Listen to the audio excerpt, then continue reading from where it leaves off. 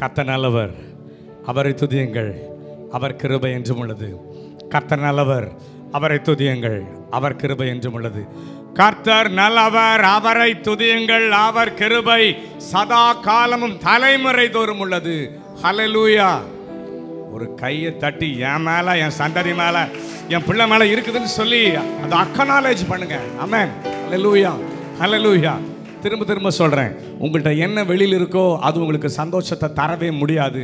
உங்களுக்குள்ள இருக்கிற கிறிஸ்து தான் சந்தோஷத்தை உண்டாக்கி கொண்டே ஒவ்வொரு நாளும் தர முடியும். வெளியில பார்த்து ஏமாந்து போகாதீங்க. உங்களுக்குள்ள பரலோகத்துடைய பரிபூர்ண ஆனந்தம், பேரின்பம் நதிகள் நிறைந்திருக்குது. ஹல்லேலூயா, ஹல்லேலூயா. சந்தோஷமா இருக்கிறேன்னு சிரிச்சு ஒரு கையை தட்டி, ஐயோ சிரிச்சோன்னா ஈசாக்கு பிறந்துட்டான், சிரிச்சோன்னா ஈசாக்கு பிறந்துட்டான். சிரிச்சோன்னா அவன் பறஞ்சான், அவன் நகைத்தாளாம். ஆண்டவர் வார்த்தையை கேட்டுட்டு, நானே கிளவி ஆயிட்டேன், எனக்கு எப்படி ஒரு குழந்தை பிறக்கும், என்னமோ சொல்றீங்க அப்படின்னு சொல்லி சிரிச்சாலாம். ஆண்டவர், நீ மகிழ்ச்சி ஆட்டில இன்னும் மகிழ்ச்சி ஆக்குவேன் அப்படின்னார். அவர் சமூகத்தில் மகிழ்ச்சி ஆயிட்டீங்கன்னா உங்களுக்கு மகிழ்ச்சி வந்துகிட்டே இருக்கும், சப்ளை ஆயிட்டே இருக்கும். ஹல்லேலூயா. எனக்கு இந்த வெட்டுக்கிளி பூச்சிகள் படித்த அந்த பாத்திரத்தை படிக்கும் பொழுது அந்த ஒரு பூச்சி வந்து இலையெல்லாம் கடிச்சு நல்லா இலையெல்லாம் கடிச்சு அந்த காம்பில் இத்திலோண்டு ஒரு சின்ன இலை இருக்கும், நிறைய பெரிய இலை இருக்கும். ஆனால் பூச்சி கடிச்சு என்னன்னா இந்த பச்சை புழுக்களெல்லாம் சாப்பிட்டு அந்த இலை வளர முடியாத ஒரு பச்சையான ஒரு சின்ன புள்ளி மாதிரி தான் அந்த செடியில் இருக்கும். ஆனால் கர்த்தர் சொன்னார், எனக்கு அந்த சின்ன இடம் போது விமல், மறுபடியும் அந்த இலையை மீண்டும் உதிர்த்து மீண்டும் அதிலிருந்து பழங்களை கொண்டு வர என்னால் கூடும். ஹல்லேலூயா. அந்த பட்சித்த வருஷங்கள் ஆண்டவர் வந்து இந்த மாதம் உங்களுக்கு ஆகஸ்ட் மாதம் உங்களுக்கு எட்டாத உயரங்களில் கொண்டு போய் வைக்கிற மாதம். உங்களுக்கு நீங்கள் உங்கள்கிட்ட இருக்கிறத வச்சு தயவு செய்து பிளான் பண்ணாதீங்க. மகா பெரிய பரலோகத்தை நினச்சி தைரியமாக எழும்பி போங்க. நீங்கள் நினைக்கிற பரலோகம் உங்களை கூட வந்து அவ்வளோ பெரிய உயரங்களை கொண்டு போய் வைக்கும். ஹல்லேலூயா, ஹல்லேலூயா. இப்போ நீங்கள் வந்திருக்கிறது அந்த குச்சி ஆரோனுடைய கோல் பார்த்தீங்கன்னா, அதுக்கு கீழே வேரும் போகலை, அதுக்கு சன்லைட்டும் கிடைக்கல, அதில் யாரும் தண்ணி ஊற்றலை. ஆனால் ஒரே இரவு அது தேவ பிரசன்னத்தில் ஆசாரிப்பு கூடாரத்தில் இருந்துச்சு. அதுக்கப்புறம் வாழ்நாளெல்லாம் அந்த குச்சி மரிக்கவில்லை, உயிர்த்தெழுந்த குச்சியாய் அதிலிருந்து பழங்கள் கிளைகளை தாராளமாக வந்துச்சான். இப்பயும் நீங்க தேவ பிரசன்னத்தில், தேவனுடைய வார்த்தையில், தேவனுடைய சபையில் சாய்ந்திருக்கிறீங்க. இனிமேல் நீங்க கீழே வேர் பற்றி மேல கனி கொடுத்து உங்கள் பலன்கள் பூமியில் நிரப்பப்படுகிற காலங்கள் இந்த ஆராதனையில் துவங்கும். ஆமென். ஹல்லேலூயா. நன்றி பலிகள் செலுத்தியே நாங்கள் ஆலயம் கூடி வந்தோம், துதி பலிகள் செலுத்தியே நாங்கள் உம்மை போற்ற வந்தோம். எல்லாத்தையும் தூக்கி போட்டுருங்க. மைண்டில் பாசிட்டிவ் ப்ரெஷர் எல்லாம் தூக்கி போட்டுருங்க. இப்போ ஒன்று அப்பாவுக்கு நன்றி பலிகளை மாத்திரம் செஞ்சுட்டு ஆவியானவர் நம்மளை நடத்துகிற வழியில் போயிட்டு ஆராதிச்சு அப்பா உயர்த்தலாம். ஆமென். நன்றி பலிகள் செலுத்திய நாங்கள் ஆலயம் கூடி வந்தோம், துதி பலிகள் செலுத்திய நாங்கள் உம்மை போற்ற வந்தோம். நன்றி பலிகள் செலுத்திய நாங்கள் ஆலயம் கூடி வந்தோம், துதி பலிகள் செலுத்திய நாங்கள் உம்மை போற்ற வந்தோம். கர்த்தர் செய்த நன்மைக்காக நன்றி செலுத்த வந்தோம். நம்மை மறவா அவர் கிருபை எண்ணிய துதிக்க வந்தோம். கர்த்தர் செய்த நன்மைக்காக நன்றி செலுத்த வந்தோம். நம்மை மறவா அவர் கிருபை எண்ணிய துதிக்க வந்தோம். உடன்படிக்கை எனக்கு தந்து உங்களின் பிள்ளையாய் தேர்ந்தெடுத்தீர். மரணத்தின் விளிம்பில் நின்ற என்னை ஜீவனின் பாதையில் திருப்பி விட்டீர். உடன்படிக்கை தந்து உந்தனின் பிள்ளையாய் எடுத்தீர். மரணத்தின் விழுமில் நின்ற என்னை ஜீவனின் பாதையில் திருப்பி விட்டீர். கர்த்தர் செய்த நன்மைக்காக நன்றி செலுத்த வந்தோம். நம்மை மறவா அவர் கிருபை எண்ணியே துதிக்க வந்தோம். கர்த்தர் செய்த நன்மைக்காக நன்றி செலுத்த வந்தோம். நம்மை மறவா அவர் கிருபை எண்ணியே துதிக்க வந்தோம். வாதைகள் என்னை சூழ்ந்த போது செட்டைகளாலே என்னை மறைத்தீர்.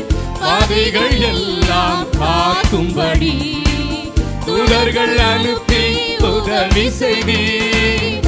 வாதைகள் என்னை சூழ்ந்த போது செட்டைகளாலே என்னை மறைத்தீர். வாதைகள் எல்லாம் காக்கும்படி தூதர்கள் அனுப்பி உதவி செய்தீர். கர்த்தர் செய்த நன்மைக்காக நன்றி செலுத்த வந்தோம். நம்மை மறவா அவர் கிருபை எண்ணியே துதிக்க வந்தோம். கர்த்தர் செய்த நன்மைக்காக நன்றி செலுத்த வந்தோம். நம்மை மறவா அவர் கிருபை எண்ணியே துதிக்க வந்தோம்.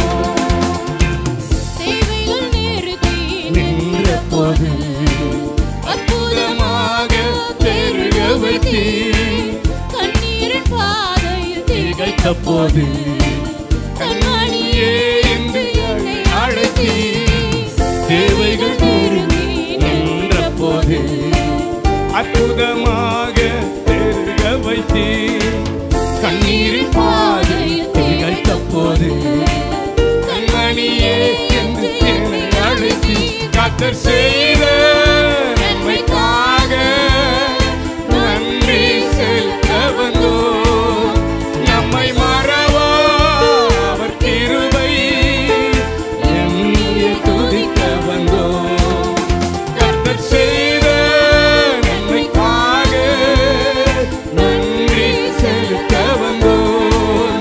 நம்மை மறவா அவர் கிருபை எண்ணியே துதிக்க வந்தோம். வாதைகள் என்னை சூழ்ந்த போது செட்டைகளாலே என்னை மறைத்தீர். வாதைகள் எல்லாம் காக்கும்படி தூதர்கள் அனுப்பி உதவி செய்தீர். வாதைகள் என்னை சூழ்ந்த போது செட்டைகளாலே என்னை மறைத்தீர். வாதைகள் எல்லாம் காக்கும்படி தூதர்கள் அனுப்பி உதவி செய்தீர். கர்த்தர் செய்த கரங்களை தூக்கி தயவு செய்து உங்க ரெண்டு கரத்தை பரலோகத்துக்கு உங்க கரங்களை தூக்கி அப்பாட்ட மறவா அவர் கிருபை எண்ணியே துதிக்க வந்தோம். கர்த்தர் செய்த நன்மைக்காக நன்றி செலுத்த வந்தோம். நம்மை மறவா அவர் கிருபை எண்ணியே துதிக்க வந்தோம். நன்றி பலிகள் செலுத்திய நாங்கள் ஆலை கூடி வந்தோம். துதி பலிகள் செலுத்திய நாங்கள் உம்மை போற்ற வந்தோம். நன்றி பலிகள் செலுத்திய நாங்கள் ஆலயம் கூடி வந்தோம். நன்றி பலிகள் செலுத்திய நாங்கள் உம்மை போற்ற வந்தோம். உடன்படிக்கை எனக்கு தந்து உந்தனின் பிள்ளையாய் தெரிந்தெடுத்தீர். மரணத்தின் விழுமில் நின்ற என்னை ஜீவனின் பாதையில் திருப்பி விட்டீர். உடன்படிக்கை எனக்கு தந்து உந்தனின் பிள்ளையாய் தெரிந்தெடுத்தீர். மரண மரணத்தின் விளிம்பில் நின்ற என்னை ஜீவனின் பாதையை திருப்பி விட்டு கர்த்தர் செய்த நன்மைக்காக நன்றி செலுத்த வந்தோம். நம்மை மறவா அவர் கிருபை எண்ணிய துதிக்க வந்தோம். கர்த்தர் செய்த நன்மைக்காக நன்றி செலுத்த வந்தோம். நம்மை மறவா அவர் கிருபை எண்ணிய துதிக்க வந்தோம்.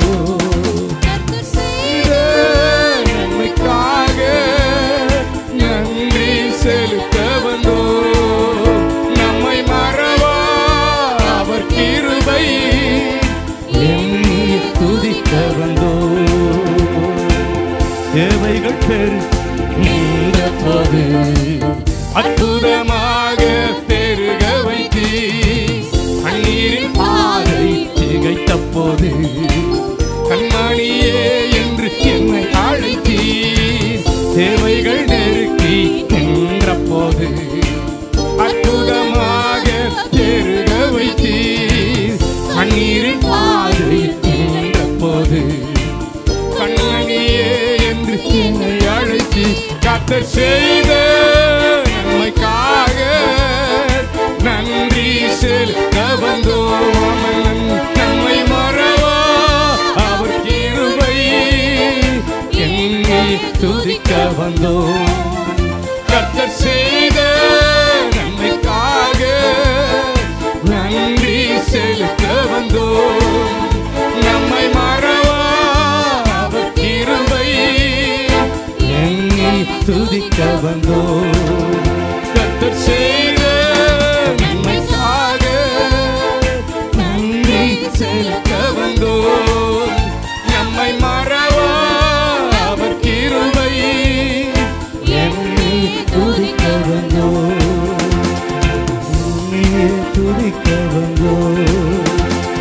கர்த்தர் செய்த நன்மைக்காக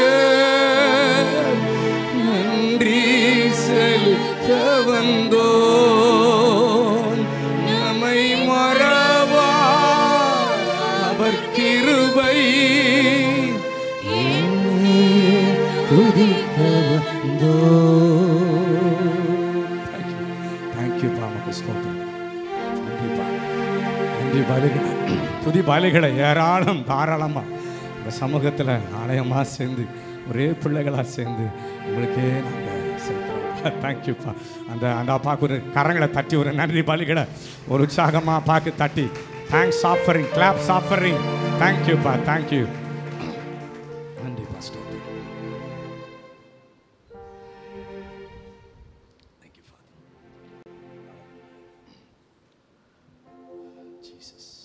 கத்த நல்லவர்.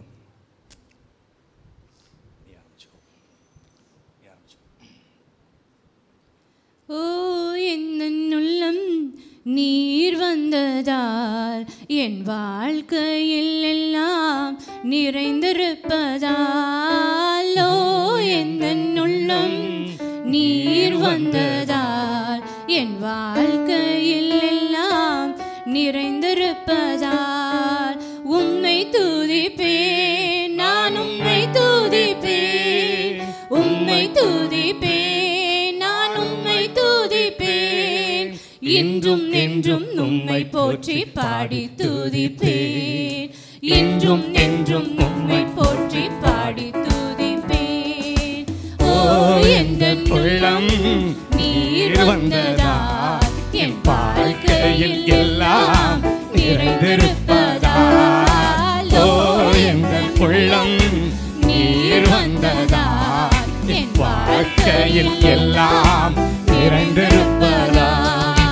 கண்மணி போல காத்து கொள்வதால் உம் கரங்களில் என்னை சுமந்து செல்வதால். கண்மணி போல காத்து கொள்வதால் உம் கரங்களில் என்னை சுமந்து கொள்வதால். உம்மை துதிப்பேன், நான் உம்மை துதிப்பேன், உம்மை துதிப்பேன், நான் உம்மை துதிப்பேன். என்றும் உம்மை போற்றி பாடி துதிப்பேன். என்றும் என்றும் உம்மை போற்றி பாடி துதிப்பேன். பெயர் சொல்லி என்னை அழைத்திருப்பதால், உம் கரங்களில் என்னை வரைந்திருப்பதால், பெயர் சொல்லி என்னை அழைத்திருப்பதால், உம் கரங்களில் என்னை வரைந்திருப்பதால், உம்மை துதிப்பேன், நான் உம்மை துதிப்பேன், உம்மை துதிப்பேன், நான் உம்மை துதிப்பேன், என்றும் என்றும் உம்மை போற்றி பாடி துதிப்பேன், என்றும் என்றும் உம்மை போற்றி பாடி துதிப்பேன். ஆவியில் என்னை நிறைந்திருப்பதால், ஆச்சரியமாக நடத்தி செல்வதால், ஆவியில் என்னை நிறைந்திருப்பதால், ஆச்சரியமாக நடத்தி செல்வதால், உம்மை துதிப்பேன், நான் உம்மை துதிப்பேன், உம்மை துதிப்பேன், நான் உம்மை துதிப்பேன், என்றும் என்றும் உம்மை போற்றி பாடி துதிப்பேன், என்றும் என்றும் உம்மை போற்றி பாடி துதிப்பேன். ஓ எந்தன் உள்ளம் நீர் வந்ததால், என் வாழ்க்கையில் எல்லாம் நிறைந்திருப்பதால், ஓ எந்தன் உள்ளம் நீர் வந்ததால், என் வாழ்க்கையில் எல்லாம் நிறைந்திருப்பதால், உம்மை துதிப்பேன், நான் உம்மை துதிப்பேன், உம்மை துதிப்பேன், நான் உம்மை துதிப்பேன், என்றும் என்றும் உம்மை போற்றி பாடி துதிப்பேன், என்றும் என்றும் உம்மை போற்றி பாடி துதிப்பேன். ஓ எந்தன் உள்ளம் நீர் வந்ததால், என் வாழ்க்கையில் எல்லாம் நிறைந்திருப்பதால், ஓ எந்தன் உள்ளம் நீர் வந்ததால், என் வாழ்க்கையில் எல்லாம் நிறைந்திருப்பதால், உம்மை துதிப்பேன், உம்மை துதிப்பேன். கைகளை உயர்த்தி உம்மை துதிப்பேன், நான் உம்மை துதிப்பேன், என்றும் என்றும் உம்மை போற்றி பாடி துதிப்பேன், என்றும் என்றும் உம்மை போற்றி பாடி துதிப்பேன். அப்படியே எழும்பி எல்லாம் நின்று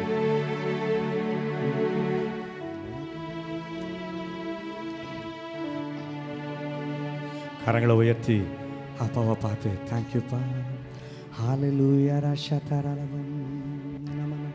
அப்படியே அப்பாவை பார்த்து அந்நிய பாஷைகளை, அன்பு பாஷைகளை ரசஃபதா ரசேகே ரஹசஃபதா கல்சா லெஸ் மகாந்தரோ ஆவியானவரே, அப்பா ஜலத்தின் மேல் அசைவாடினவர் அர்சஹால், எங்கள் மேல் இந்த ஆராதனை, நான் நன்றி துதி பலிகளின் ஆராதனையில் நீங்கள் வந்துப்பா எங்கள் மேலே அசைவாடிட்டு இருக்கிறதுக்காக மாஸ்பா காத்தலா ரிசோ கொத்ரோ நன்றிங்க ஆவியானவரே, உங்களுக்கு நன்றி.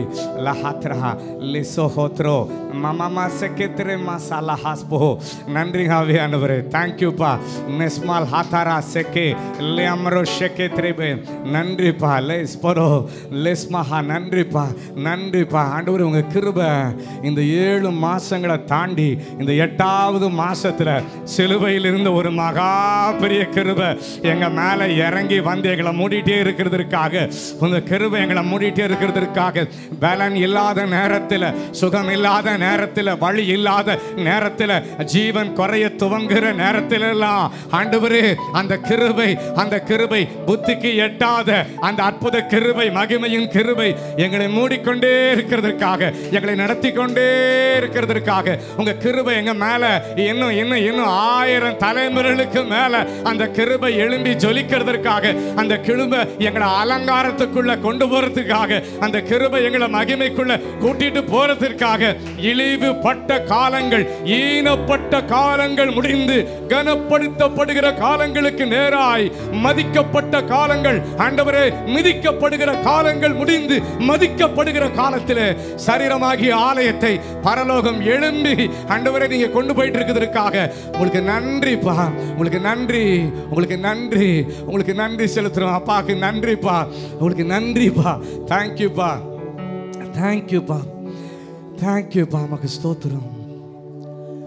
கிருபையே கிருபையே மாறாத நல்ல கிருபையே கிருபையே கிருபையே மாறாத நல்ல கிருபையே உடைக்கப்பட்ட நேரத்தில் எல்லாம் என்னை உருவாக்கின கிருபை, உடைக்கப்பட்ட நேரத்தில் எல்லாம் என்னை உருவாக்கின கிருபை, கிருபையே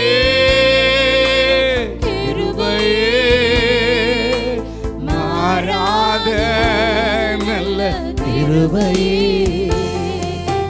கிருபையே கிருபையே மாறாத நல்ல கிருபையே. உங்க கிருபைதான் என்னை தாங்குகின்றது, உங்க கிருபைதான் எங்களை நடத்துகின்றது, உங்க கிருபைதான் என்னை தாங்குகின்றது, உங்க கிருபைதான் என்னை நடத்துகின்றது. ஒன்றுமில்லா நேரத்தில் எல்லாம் எனக்கு உதவி செய்த கிருபை, ஒன்றுமில்லா நேரத்தில் எல்லாம் எனக்கு உதவி செய்த கிருபை. உங்க கரங்களை உயர்த்தி கிருபையே கிருபையே மாறாத நல்ல கிருபையே கிருபையே கிருபையே மாறாத நல்ல கிருபையே. அநாதி ஸ்நேகத்தால் என்னை நேசித்தீரையா, காருண்யத்தினால் இழுத்து கொண்டீரே. அநாதி ஸ்நேகத்தால் என்னை நேசித்தீரையா, காருண்யத்தினால் இழுத்து கொண்டீரே. உங்க அன்பு பெரியது, உங்க இரக்கம் பெரியது, உங்க கிருபை பெரியது, உங்க தயவு பெரியது, உங்க அன்பு பெரியது, உங்க இரக்கம் பெரியது, உங்க கிருபை பெரியது, உங்க தயவு பெரியது. அநாதையாக இரக்கம் பெரியது, உங்க கிருபை பெரியது, அநாதையாக என்னை தேடி வந்தீரே. அன்பு காட்டி அரவணைத்து காத்து கொண்டீரே. அநாதையா அலைந்த என்னை தேடி வந்தீரே. அன்பு காட்டி அரவணைத்து காத்து கொண்டீரே. உங்க அன்பு பெரியது, உங்க இரக்கம் பெரியது, உங்க கிருபை பெரியது, உங்க தயவு பெரியது. உங்க அன்பு பெரியது, உங்க இரக்கம் பெரியது, உங்க கிருபை பெரியது, உங்க தயவு பெரியது. கிருபையே கிருபையே மாறாத நல்ல கிருபையே கிருபையே கிருபையே மாறாத நல்ல கிருபையே கிருபையே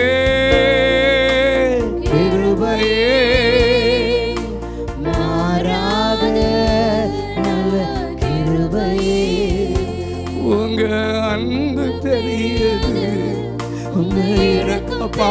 தேங்க்யூ தேங்க்யூப்பா தேங்க்யூப்பா. ஸ்தோத்திரம், உங்களுக்கு நன்றிப்பா. எங்க மேல வச்ச அன்பு, எங்க மேல வச்ச இறக்கம் உலக தோற்றத்துக்கு முன்னாடியே உங்க கண்கள் எங்களை பார்த்துருச்சு ஆண்டவரே. தாயின் கர்ப்பத்தில் இருக்கிறதுக்கு முன்னாடியே உங்க பார்வை எங்களை பார்த்துச்சு ஆண்டவரே. உங்க கை எங்க அம்மாவுடைய கர்ப்பத்தில் இருந்து நாங்கள் உலகத்துக்கு வெளிப்படுவதற்கு முன்பாகவே உம்முடைய கரம் எங்களை பரிசுத்தப்படுத்தி வெளியே எடுத்தது. உங்க கரம் தான் ஆண்டவரே எங்களை உலகத்துக்கு கொண்டு வந்தது. உங்க கரம் தான் ஆண்டவரே தாயின் கர்ப்பத்தில் இருந்து எங்களை பரிசுத்தப்படுத்தி பிரித்தெடுத்து ஜாதிகளுக்கு தேவ சத்தமாய், ஜாதிகளுக்கு தீர்க்க தரிசிகளாய் எங்கள் மேல் நிர்வகித்த மகா பெரிய இரக்கம், மகா பெரிய இரக்காண்டவர், மகா பெரிய இரக்காண்டவர், மகா பெரிய இரக்காண்டவர். அந்த காலத்தில் இருந்த எங்களை ஆச்சரியமான வெளிச்சத்தினருக்கு கொண்டு வந்த உம்முடைய புண்ணியத்திற்கு 1000 கோடி ஸ்தோத்திரம். தேங்க்யூப்பா. உங்களுக்கு நன்றி செலுத்துறோம்ப்பா. உங்களுக்கு நன்றி, உங்களுக்கு நன்றி. உங்க பிரகாசம் உள்ள ஆண்டவரே மன கண்களை ஆண்டவரே கிறிஸ்தப்பாவை இன்னும் அறிந்து கொள்ளுகிற, இன்னும் அவர் அருகில் இன்னும் மகிமையான பிரயாணங்களில், அடுத்த கட்ட மகிமையின் பிரயாணங்களில் எங்களை அழைத்து கொண்டு போகும்படி பரிசுத்த ஆவியானவர் ஒரு புது டைமென்ஷனை எங்களுக்குள்ள கொடுத்து ஆண்டவரே கிறிஸ்துவின் ரத்தத்தை குறித்தும், கிறிஸ்துவின் சத்தியத்தை குறித்தும், கிறிஸ்துவின் ரத்தத்தை குறித்தும், அவர் ரத்தத்தில் வருகிற சத்தத்தை குறித்தும், அந்த ரத்தம் எங்களுக்காய் யுத்தம் பண்ணுகிறது என்றும் நீர் எங்களுக்கு கொடுத்து கொண்டிருக்கிற மகா பெரிய கிருபைக்காய் கோடி ஸ்தோத்திரம்ப்பா, கோடி ஸ்தோத்திரம். உங்களுக்கு நன்றிப்பா, உங்களுக்கு நன்றிப்பா, உங்களுக்கு நன்றி, உங்களுக்கு நன்றி, உங்களுக்கு நன்றி. தேங்க்யூப்பா.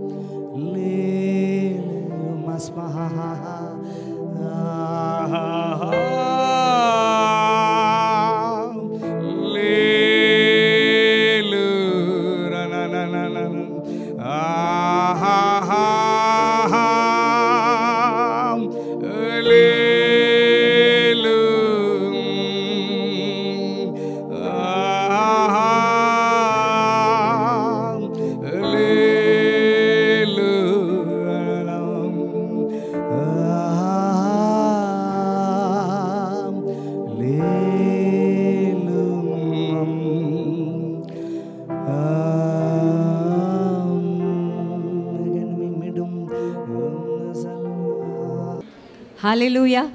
கர்த்தர் நல்லவர். ஆமென். அவர் கிருபை என்றும் உள்ளது. கர்த்தர் ஒரு புதிய மாதத்தை நமக்கு கொடுத்து புதிய கிருபைகளை நமக்கு கொடுத்திருக்கிறார். ஆமென். நிச்சயம் இந்த நாள் ஒரு விசேஷித்த ஆராதனை. ஆமென் சொல்லுங்களேன். ஆமென். இன்றைக்கு தேவனை தேடி வந்திருக்கிற நீங்கள் பாக்கியவான்கள். ஆமென். நிச்சயம் ஒவ்வொரு வாரமும் நான் அடிக்கடி சொல்வது உண்டு, இந்த இடத்துக்கு நம்ம எதுக்கு வரோம்னா ஆண்டவரை தேடி வரோம். ஆமென். அவருடைய வார்த்தை, இது அப்பாவின் வீடு. ஆமென். இந்த இடத்துல நம்ம அப்பாவை தேடி அப்பாவின் வார்த்தைக்காக வரோம். ஆமென். ஓகே, இன்றைக்கு ஒரு விசேஷித்த ஆராதனை. எங்களுக்கு அதை முன்கூட்டியே உங்களுக்கு சொல்ல முடியல, எங்கள் சூழ்நிலை. ஓகே, எங்களுடைய குடும்பமாய் நாங்கள் இணைந்து நேற்று ஒரு தேங்க்ஸ் கிவிங் ப்ரேயர் வச்சுருந்தோம். அதற்கு காரணம்லாம் நிறையா இருக்குது. அதாவது எங்கள் மிஷினரி அண்ணா உங்களுக்கு தெரியும்.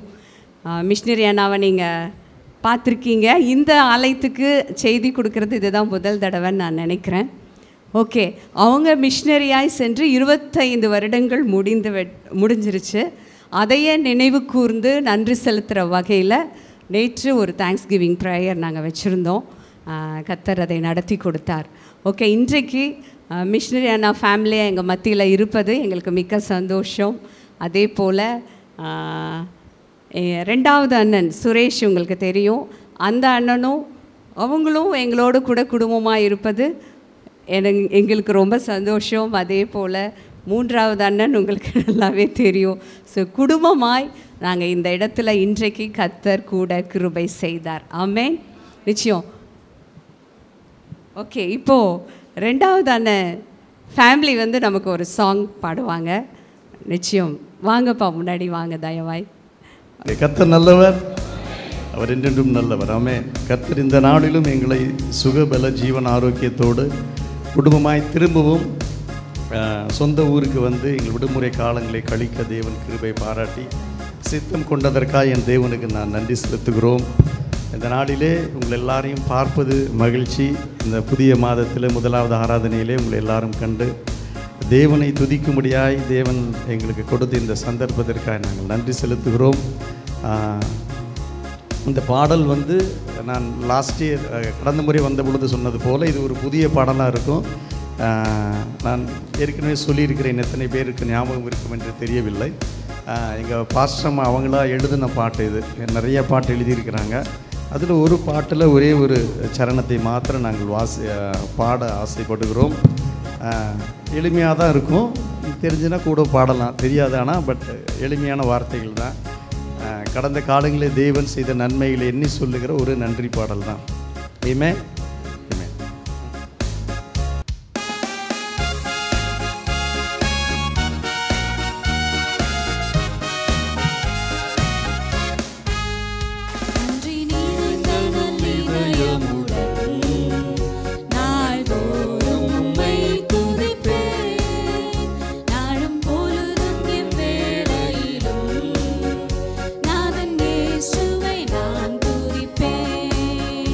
நன்றி நீ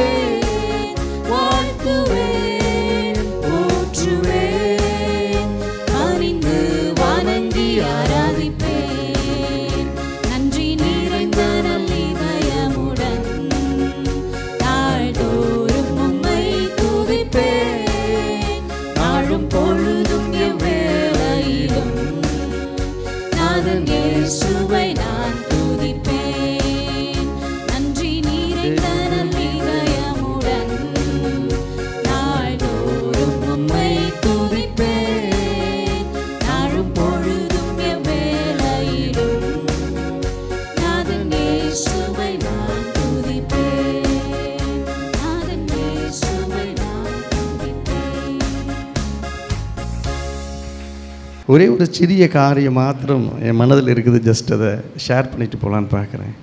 ஆமென். வேதத்தை எதுக்கு வாசிக்கிறீங்க நீங்கள்? ஆண்டவருடைய அன்பை இன்னும் அதிகமாய் அறிந்து கொள்ள. ஓகே, நல்லது. காது கேட்கல, அவ்வளோதான். வாசிக்க சொல்கிறாங்க, வாசிக்கிறோம் இல்லையா? இல்லாட்டி சாமி கண்ணை குத்திடுவார். அதெல்லாம் இல்லை. வேத அறிவு ரொம்ப அவசியம், ரொம்ப முக்கியம். சத்தியத்தை குறித்த அறிவு நமக்கு வேணும். சத்தியம்தான் நம்மை விடுதலையாக்கும், எல்லா கட்டுகளிலிருந்தும் விடுதலையாக்கும். நல்லது. நான் சொல்ல வர வேண்டிய காரியம் என்னென்னு கேட்டால், தேவனுடைய வேதத்தை அறிவதை காட்டிலும் மேலானது ஒன்று இருக்குது. அப்படி என்னன்னு சொன்னால், அது அந்த வேதத்தின் தேவனை அறிந்து கொள்வது. அது ரொம்ப ரொம்ப முக்கியம். நீங்கள் படிக்கும்பொழுது எல்லா காரியம் கற்றுக்கொள்ளுங்க, நல்லது. ஆனால் அதற்கு பின்னால் இருக்கிற தேவனுடைய தன்மை, தேவனுடைய இருதயம், தேவனுடைய உணர்வு என்னன்னு நீங்கள் பார்த்தீங்கன்னா அது ரொம்ப பிரயோஜனமாக இருக்கும். நம்ம எல்லாரும் அழைக்கப்பட்டதனுடைய one of the primary reason, அதை பிரதான நோக்கம் என்ன, காரணம் என்னன்னு கேட்டிங்கன்னா, நம்ம எல்லாரும் வெவ்வேறு குணாதிசயங்கள் இருந்தாலும் ஒரே ஒருவருடைய சுபாவத்தை தரித்து கொள்ளும்படியாக இருக்கிறது தான் கடைசியில் நம்மக்கிட்ட நடந்து கொண்டு இருக்கிற காரியம். அதற்காக தான் பரிசுத்த ஆவியானவர் இந்த வேதத்தை கொடுத்து அவரை போல நாம் மாற வேண்டும் என்கிற ஒரு நோக்கம் இருக்குது. அது எல்லாத்தையும் விளக்கி சொல்கிறதுக்கு நேரம் இல்லை. ரோமர் 8:26-7 படிச்சிங்கன்னா உங்களுக்கு தெரியும். அதுக்கப்புறம் தொடர்ந்து படிச்சிங்கன்னா தெரியும் எதுக்காக நம்ம அழைத்தாருன்னு சொல்லிட்டு. ஏன் சொல்கிறேன்னா, ஒரு காரியம், 2 காரியம் என்ன. ஆதாமும் ஏவாளும் பாவம் செய்த பொழுது தேவன் அழகாய் உண்டாக்கி வைத்திருக்கிற அந்த ஏதேன் தோட்டத்திலிருந்து அவங்கள துரத்தி விட்டுட்டார். ஆதாமுக்கு ஏவாளுக்கும் எவ்வளோ கஷ்டமாக இருந்திருக்கும் இல்லை? நான் நினைக்கிறது அதை காட்டிலும் பல மடங்கு வேதனையும் துக்கமும் தேவனுக்கு இருந்திருக்கும். அது ஏன்னா அந்த அளவு எதிர்பார்ப்போடு அவங்கள படைச்சு அங்கே வச்சா, அவங்க அந்த கற்பனையிலிருந்து மீறி தேவனுடைய மகிமை இழந்து பாவத்துக்குள்ளே போனது அவருக்கு தான் அவ்வளோ வேதனையாக இருக்கும். ஆதியாகம் 6:6 ஒரு துக்கமான வசனம்னு சொல்லுவாங்க. படித்து பாருங்கள், ஈஸியாக ரெஃபரன்ஸ் வச்சுக்கலாம். அப்படி இருதயத்துக்கு அது வசனமாக இருந்தது. நிறைய நடந்தது.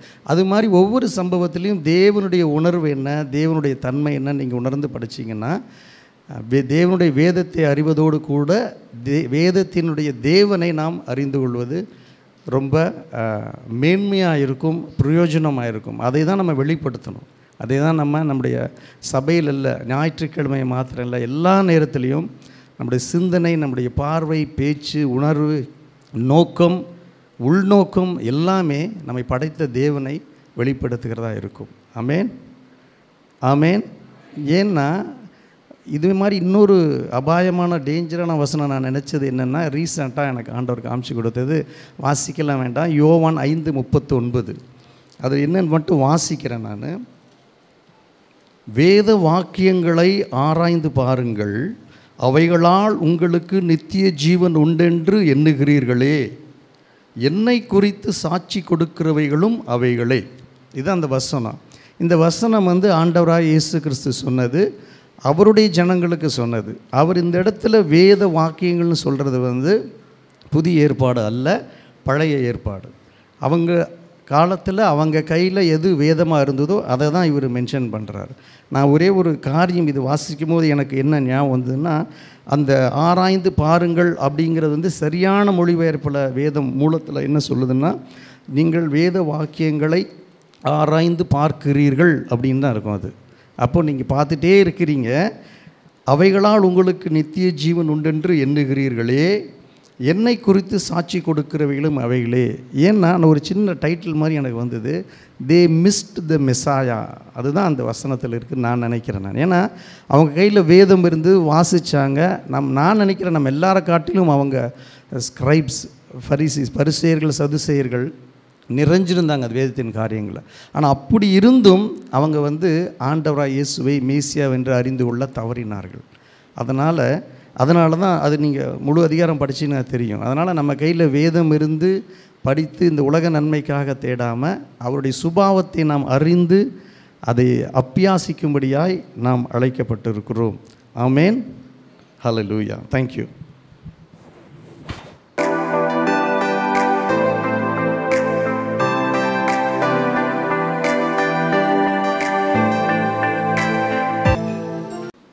நமது ஆண்டவரும் அருமை இரட்சகருமாய் இருக்கிற இயேசு கிறிஸ்துவின் நாமத்தில் உங்கள் யாவருக்கும் எங்களது வாழ்த்துதலையும் அன்பையும் தெரிவித்துக் கொள்வதிலே நாங்கள் மகிழ்கிறோம். முக்கியமாக நான் பணியாற்றி கொண்டிருக்கிற ஆசீர்வாத இளைஞர் இயக்கத்தின் சார்பாகவும் கர்நாடக மாநிலத்து மிஷனரிகள் மற்றும் விசுவாசிகள் ஆகியோர் சார்பிலும் எங்களது மனமார்ந்த வாழ்த்துதலையும் அன்பையும் நன்றியும் தெரிவித்துக் கொள்வதிலே நாங்கள் மகிழ்கிறோம். முக்கியமாக அநேக நாட்களுக்கு பிறகு இந்த சபைக்கு வரவும் தேவனுடைய வார்த்தையை பகிர்ந்து கொள்ளவும் எனக்கு நல்லதொரு சந்தர்ப்பத்தை நல்கிய தேவனுக்கு நன்றி. இரண்டாவதாக சபை போதகர் மற்றும் விசுவாசிகளாகிய உங்கள் யாவருக்கும் எங்களது நெஞ்சார்ந்த நன்றியை தெரிவித்துக் கொள்வதிலே நான் மகிழ்கிறேன். தேவனுடைய வார்த்தையை நாம் தியானிப்பதற்கு முன்பதாக அமர்ந்த வண்ணமாகவே கண்களை மூடுவோம். நம்முடைய இருதயத்தை, சிந்தையை நாம் ஆயத்தப்படுத்திக் கொள்வோம்.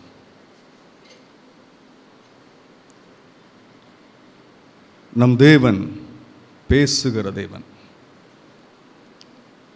அவர் பேசுகிற தேவன், அவர் பிரயோஜனமாய் பேசுகிற தேவன். He speaks for our benefit. அவர் பேசினால் அவர் பிள்ளைகளாகிய நமக்கு அது நன்றாய் புரியும். நமக்கு நன்றாய் புரியும். அப்பா பேசினா பிள்ளைகளுக்கு விளங்கும். இந்த காலை வேளையில் அவர் நம்மோடு இடைபடுகிற தேவனாயிருக்கிறார். நம்ம எல்லாரும் மெதுவாக ஒரு ஜெபம், ஆண்டவரே எங்களோடு பேசுங்க. ஆண்டவரே, Lord, you speak unto us. This may be our prayer this morning. நம்ம எல்லாரும் இந்த ஜெபத்தை ஏறெடுக்கலாம். ஆண்டவரே எங்களோடு பேசும். ஆண்டவரே எங்களோடு பேசும். எங்களோடு பேசும். அவர் பேசும் பொழுது ஒருவேளை எனது வாழ்வுக்கும் அவரது வார்த்தைக்கும் வித்தியாசம் இருப்பின், ஆண்டவரே நான் சரி பண்ணிக்கிறேன் ஆண்டவரே, அதை கூட சொல்லலாம். ஆண்டவரே உம்முடைய வார்த்தைக்கு முரண்பட்ட ஒரு வாழ்வு என்னிடத்தில் இருக்கும் என்றால் நான் சரி செஞ்சுக்கிறேன் ஆண்டவரே, நான் சரி செஞ்சுக்கிறேன். இதை கூட நம்ம மெதுவாக ஜெபத்தில் சொல்லலாம். Lord, I am ready to correct my self அப்படின்னு கூட சொல்லலாம். நான் சரி செஞ்சுக்கிறேன் ஆண்டவரே. எங்கள் மகா பெரிய தேவனே, இந்த நாளுக்காக உமக்கு நன்றி. இந்த வேளைக்காக நாங்கள் உம்மை ஸ்தோத்திரிக்கிறோம். எங்களது பாடல் ஆராதனையிலே மகிமைப்பட்டதான தேவன், இப்பொழுதும் உம்மிடத்திலிருந்து நாங்கள் கேட்க வந்திருக்கிறோம். நீர் எங்களோடு பேசும் ஆண்டவரே, எங்களோடு இடைபடும் ஆண்டவரே. தம்முடைய வார்த்தையின் மூலமாய் நீர் தம்மை வெளிப்படுத்த வேண்டும் என்று நாங்கள் செபிக்கிறோம். பிரயோஜனமாய் பேசுகிற தேவன் ஆண்டவரே, எங்களது வாழ்வுக்கும் உமது வார்த்தைக்கும் வித்தியாசம் இருப்பின் ஆண்டவரே நாங்கள் சரி செய்து கொள்ள உறுதி அளிக்கிறோம். பரிசுத்த ஆவியானவருடைய திருவூழியத்தை நாங்கள் வாஞ்சிக்கிறோம். பேசுகிற என்னை மறையும் ஆண்டவரே, வார்த்தையின் மூலமாய் நீர் தம்மை வெளிப்படுத்தும். கனத்தையும் மகிமையும் ஒருவருக்கே ஏறெடுக்கிறோம். எங்கள் ஆண்டவரும் அருமை இரட்சகருமாயிருக்கிற இயேசு கிறிஸ்துவின் நாமத்தில் செபிக்கிறோம் எங்கள் நல்ல பிதாவே. ஆமேன், ஆமேன். இந்த காலை வேளையிலே நான் தேவனுடைய வார்த்தையை வரலாற்று புத்தகங்களில் ஒன்றிலிருந்து தேவனுடைய வார்த்தையை நான் கொண்டு வர விரும்புகிறேன். வரலாற்று புத்தகங்கள். இந்த வேதத்தில் எதெல்லாம் வரலாற்று புத்தகம்? யோசுவாவின் புத்தகம் துவங்கி எஸ்தர் புத்தகம் வரை அந்த புத்தகங்களை நாம் என்னவென்று அழைக்கிறோம்? வரலாற்று புத்தகங்கள். மற்றொரு கேள்வி, இந்த பழைய ஏற்பாட்டை எத்தனை வகையாக பிரிக்கிறோம்? வகைப்பாடு உங்களுக்கு தெரியுமா? வகைப்பாடு தெரியுமா? சரி, இதை சொல்லிட்டு போகலாம், ரொம்ப நல்லது. இந்த புது இன்ஃபர்மேஷன் தெரியாதவங்க தெரிஞ்சுங்க. இந்த பழைய ஏற்பாட்டு புத்தகத்தை நாம் 5 வகைப்பாடுகளாக பிரிக்கிறோம். எத்தனை வகையாக பிரிக்கிறோம்? 5 வகை. கை எப்படி வைங்க. எத்தனை வகையாக பிரிக்கிறோம்? 5 வகையாக பிரிக்கிறோம். முதல், மோசேயின் ஆகமங்கள். இதுதான் இந்த பெருவிரல் என்ன? Writings of Moses. இது மோசேயின் ஆகமங்கள். இரண்டாவதாக இந்த விரல் வரலாற்று புத்தகங்கள். சொல்லுங்க, இது என்ன? வரலாற்று புத்தகங்கள். இது பாடல் புத்தகங்கள். நடுவிரல் எதை குறிக்குது? பாடல் புத்தகங்கள். இந்த மோதிர விரல் பெரிய தீர்க்க தரிசன புத்தகங்கள். சொல்லுங்க, பெரிய. இந்த கடைசி விரல் எது? சிறிய தீர்க்க தரிசன புத்தகங்கள். ரைட்டா? இப்படி 5 வகைப்பாடாக பிரிக்கிறோம். இது ரொம்ப முக்கியம். ஏன்னா பழைய ஏற்பாட்டை குறித்து நாம் பொதுவாக பேசுகிறதே இல்லை. அதுக்கு தான் நான் பேசணும்னு நினைக்கிறேன். இது மோசேயின் ஆகமங்கள் எத்தனை? முதல் 5 புத்தகங்கள் மோசேனா. இந்த 5 புத்தகங்கள் தான் வேதத்தின் முழுமையும் இருக்கிற புத்தகங்களுக்கு அஸ்திவாரம், பேஸ் புக்ஸ் அப்படின்னு சொல்லி சொல்கிறோம். நீங்கள் மோசேயின் ஆகமங்களை வாசித்து பாருங்கள், இயேசு கிறிஸ்துவின் மலை பிரசங்கத்தை வாசித்து பாருங்கள், ஒரு பெரிய ஒற்றுமை தெரியும். இந்த வரலாற்று புத்தகங்கள், இந்த விரலை சுட்டி காட்டி நீன்னு பேசுகிறோம்ல, இன்னொருவரை குறித்து சுட்டுகிற இந்த வசனம், இது வரலாற்று புத்தகம். அவர் என்ன செய்தார், அவர் காலத்தில் என்ன நடந்தது என்பதை எல்லாம் சொல்லுகிற புத்தகங்கள் வரலாற்று புத்தகங்கள். யோசுவா துவங்கி எஸ்தர் வரைக்கும் வாசித்து பாருங்க, அவர்கள் காலத்தில் என்ன நடந்தது, இந்த ராஜா என்ன செய்தார், அவர் என்ன செய்தார் என்பதை எல்லாம் சொல்கிறோம். இந்த நடுவிரல் எதுக்கு தெரியுமா? வேதத்தை நீங்கள் சரியாக 2ஆக பிரிச்சிங்கன்னா என்ன புத்தகம் வரும்? சங்கீத புத்தகம் வரும். எதெல்லாம் பாடல் புத்தகம்? 5 புத்தகம் இருக்கு. யோபு ஒரு பாடல் புத்தகங்க, யோபு ஒரு பொயட்டிக்கல் புக்ஸ். எழுதிக்குங்க. யோபு, சங்கீதம், நீதிமொழிகள், உன்னத பாட்டு, அப்புறம் பிரசங்கி உன்னத பாட்டு. இந்த 5ம் பாடல் புத்தகங்கள். இது மோசேயின் ஆகமங்கள் 5, வரலாற்று புத்தகங்கள் 12, பாடல் புத்தகங்கள் 5, பெரிய தீர்க்க தரிசன புத்தகங்களும் 5 தான். இதெல்லாம் 5 புத்தகங்கள்: ஏசாயா, எரேமியா, எசேக்கியேல், தானியேல், இல்லை புலம்பல், எசேக்கியேல், தானியேல். இந்த 5ம் என்ற புத்தகங்கள் பெரிய தீர்க்கது. இனி முன்பு வருகிற 12ம் ஓசியா துவங்கி மல்கியா வரை உள்ள புத்தகங்கள் எல்லாம் சிறிய தீர்க்க தரிசன புத்தகங்கள் என்று அழைக்கிறோம். ஒரு ரகசியத்தை சொல்கிறேன், நல்லா கவனிச்சுங்க. எத்தனை பேருக்கு தீர்க்க தரிசன புத்தகங்கள் விளங்குது?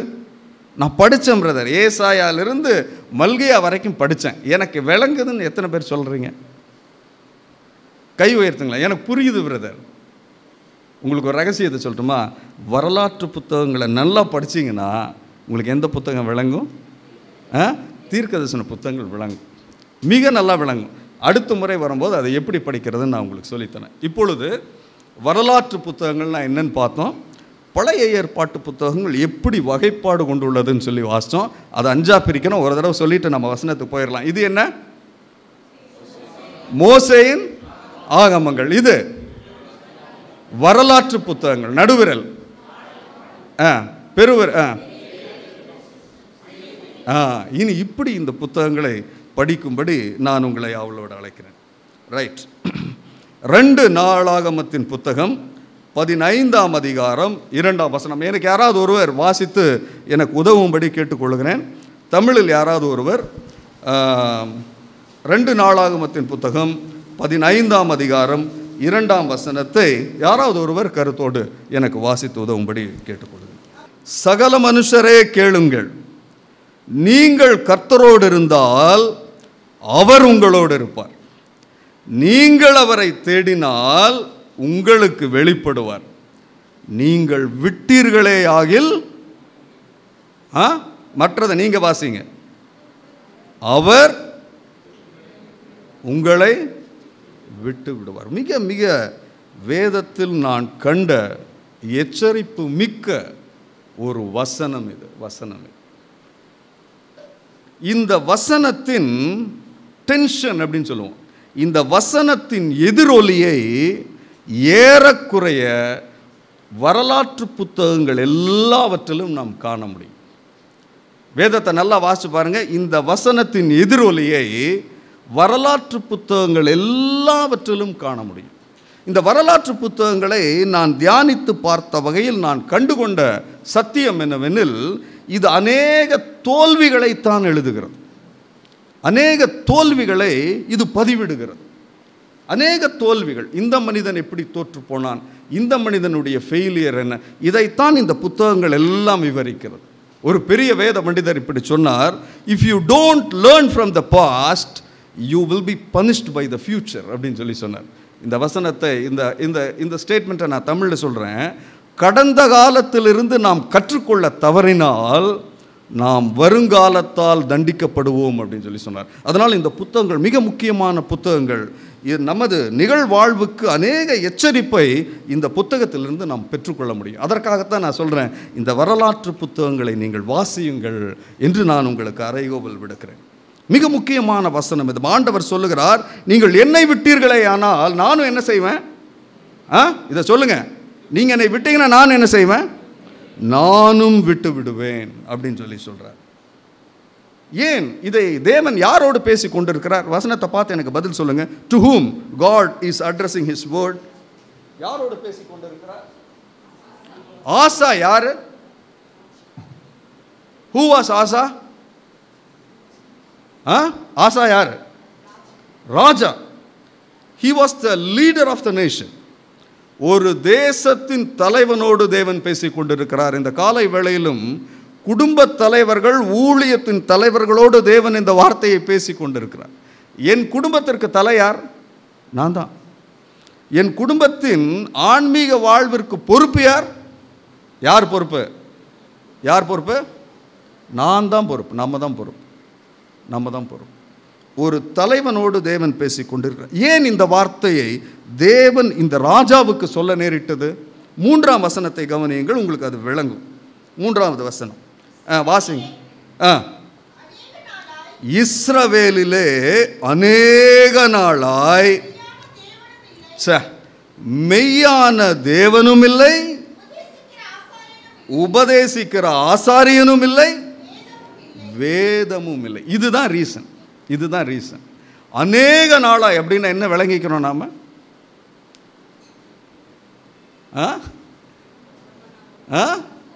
ரொம்ப நாட்களா யாரெல்லாம் இல்லையா?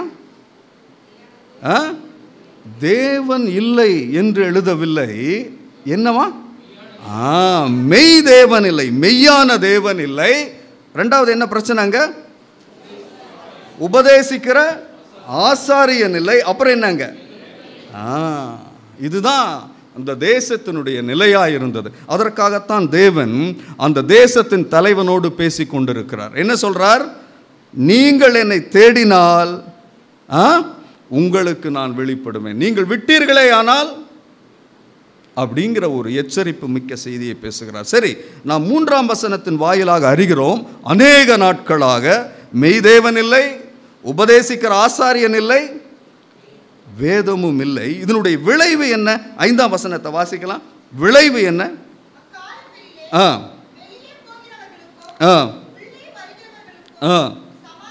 சமாதானம் இல்லை. Underline the word no peace. No peace in the nation. சமாதானம் இல்லை. 2வதாக தேசங்களின் குடிகள் எல்லாருக்குள்ளும் அமளி அல்ல, மகா அமளி உண்டாயிருந்தது.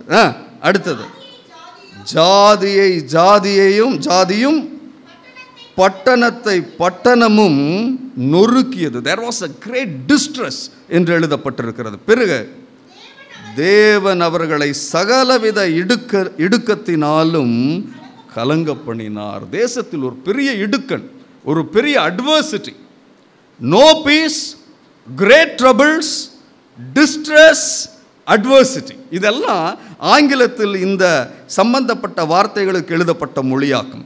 சமாதானம் இல்லை, மகா அமளி, இடுக்கன், கஷ்டகாலம். தேசம் எங்கும் கஷ்டகாலம் நிறைந்திருந்தது. ஆண்டவர் யாரோடு பேசி கொண்டிருக்கிறார்? இப்ப யாரோடு பேசி கொண்டிருக்கிறார்? நம்மோடு பேசி கொண்டிருக்கிறார். யாரோடு பேசி கொண்டிருக்கிறார்? என்னோடு பேசி கொண்டிருக்கிறார். தேவன் இல்லாத வாழ்விலும் இவை எல்லாமே இருக்கும். தேவன் இல்லாத வாழ்வில் என்னவெல்லாம் இருக்கும்? கொஞ்சம் சத்தமாக சொல்லலாம். என்னவெல்லாம் இருக்கும்? இதெல்லாம் இருக்கும். சமாதானம் இருக்காது, மகா அமளி இருக்கும், இடுக்கன் இருக்கும், இவைகள் எல்லாம் இருக்கும். இதுதான் அந்த தேசத்தின் நிலையாக இருந்தது. பிரிய தேவ ஜனமே, இந்த காலை வேளையில் தேவனுடைய வார்த்தையை முன்னிட்டு நான் உங்களுக்கு சொல்லுகிற செய்தி இதுதான். தேவனற்ற வாழ்வின் விளைவை நாம் 5ஆம் வசனத்தில் பார்க்கிறோம். இன்றைக்கு என் வாழ்வில் சமாதானம் இல்லை, எனது வாழ்வில் மகா அமளி, எனது வாழ்வில் இடுக்கன், கஷ்டகாலம் நிறைந்திருக்கிறது என்று இங்குள்ள யாராவது ஒருவர் சொல்லுவீர்கள் என்றால், தேவனோடு அவர்களுக்குள்ள உறவை சரி செய்து கொள்ள இது சரியான தருணம். உங்களது வாழ்வை யோசித்து பாருங்கள். தேவனோடு எனக்கு இருக்கிற உறவு எப்படி இருக்கிறது என்பதை நீங்கள் சிந்தித்து பாருங்கள். தேவனோடு எனக்கு நல்லுறவு இருக்கும் என்றால் இவைகள் என் வாழ்வில் இருக்க வாய்ப்பில்லை. எனக்கு இந்த வசனத்தை வாசிக்கும் போது 4ஆம் வசனத்தை வாசிங்களேன், எனக்கு அது ரொம்ப பிடித்தது. 4ஆம் வசனத்தை வாசிங்க. தங்கள் நெருக்கத்திலே இஸ்ரவேலின் தேவனாகிய கர்த்தரிடத்துக்கு திரும்பி அவரை தேடின போது, இந்த தேவனுடைய தன்மையை நாம் உணர்வோம் என்றால் நாம் ஞாயிற்றுக்கிழமை மட்டும் ஆராதிக்க மாட்டோம். எப்பொழுது இந்த ஜனங்களை குறித்து பரிசுத்த ஆவியானவர் ஒரு சின்ன ஹிண்ட்டை கொடுக்குறாரு. கஷ்டம் வரும்போது எங்கே ஓடி வந்தாங்க இவங்க? எங்கே ஓடி வந்தாங்க? தேவனிடத்தில் ஓடி வந்தாங்க. நம்ம பார்த்துருக்குறோமா, நம்ம சபையில் கஷ்டம் வரும்போது ஞாயிற்றுக்கிழமை ஆராதனை கண்டிப்பாக வந்துடுவாங்க. கஷ்டம் போனால் என்ன செய்வாங்க? கஷ்டம் போனால் அவங்களும் போயிடுவாங்க. கஷ்டம் வந்தால் வேதத்தை தேடுறது, கஷ்டம் வந்தால் முழங்கால் போடுறது, இப்படிப்பட்ட ஒரு சிந்தை நமக்குள் இருக்கிறது என்றால் நாம் நம்மை சரிப்படுத்தி கொள்ளலாம். இங்கே பாருங்கள், இவங்க கஷ்டம் வரும்போது ஓடி வந்தாங்களாம். இந்த தேவன் அப்பொழுதும் அவர்களுக்கு என்ன செய்தாராம்? அவர்களுக்கு வெளிப்பட்டார். தேவனுக்கு நாம் அனைவரும் பிள்ளை நம்மளை எதிர்த்து பேசும். ஒருவேளை நம்ம சொல்கிற வேலையை செய்ய மாட்டாங்க. ஒருவேளை அவங்க அப்படி தான் நடக்கிறாங்க. அப்பாவா நம்ம என்ன செய்கிறோம்? நீ என்னை எதிர்த்து பேசிட்ட, நான் சொல்கிற பேச்சை கேட்கல, எப்படியோ நாசமாக போ, விட்டுறோமா? இல்லவே இல்லை. அதுதான் இங்கு நமது வேதத்தின் தேவனின் தன்மையாய் நாம் இங்கு பார்க்கணும். அவங்க கஷ்டம் என்று ஓடி வருகிற பொழுதெல்லாம் அவர் தம்மை வெளிப்படுத்தினார். ஆனால் இந்த வேதத்தின் தேவன் நம்மோடு ஒரு நிலையான நல்லுறவில் இருக்க விரும்புகிறார். உங்களோடும் என்னோடும் ஒரு நிலையான நல்லுறவில் இருக்க விரும்புகிறார். ஒரு கான்ஸ்டன்ட் ரிலேஷன்ஷிப், அவரோடு ஒரு நிலையான நல்லுறவில் இருக்க உங்களையும் என்னையும் இந்த காலை வேளையில் நம் தேவன் அழைத்து கொண்டிருக்கிறார். சரி, இப்பொழுது நாம் பார்த்தோம், அந்த தேசத்தின் பிரச்சனை என்னவென்றால் மெய்யான தேவன் இல்லை, உபதேசிக்கிற ஆசாரியனும் இல்லை, வேதமும் இல்லை. இங்கு என்ன இருந்தது? Something was there in the place of God. அதுவே நாம் இங்கு அறிந்து கொள்ளுகிற செய்தியாக இருக்கிறது. 8ஆம் வசனத்தை கொஞ்சம் வாசியுங்களேன். 8ஆம் வசனம். ஆசா இந்த வார்த்தைகளையும்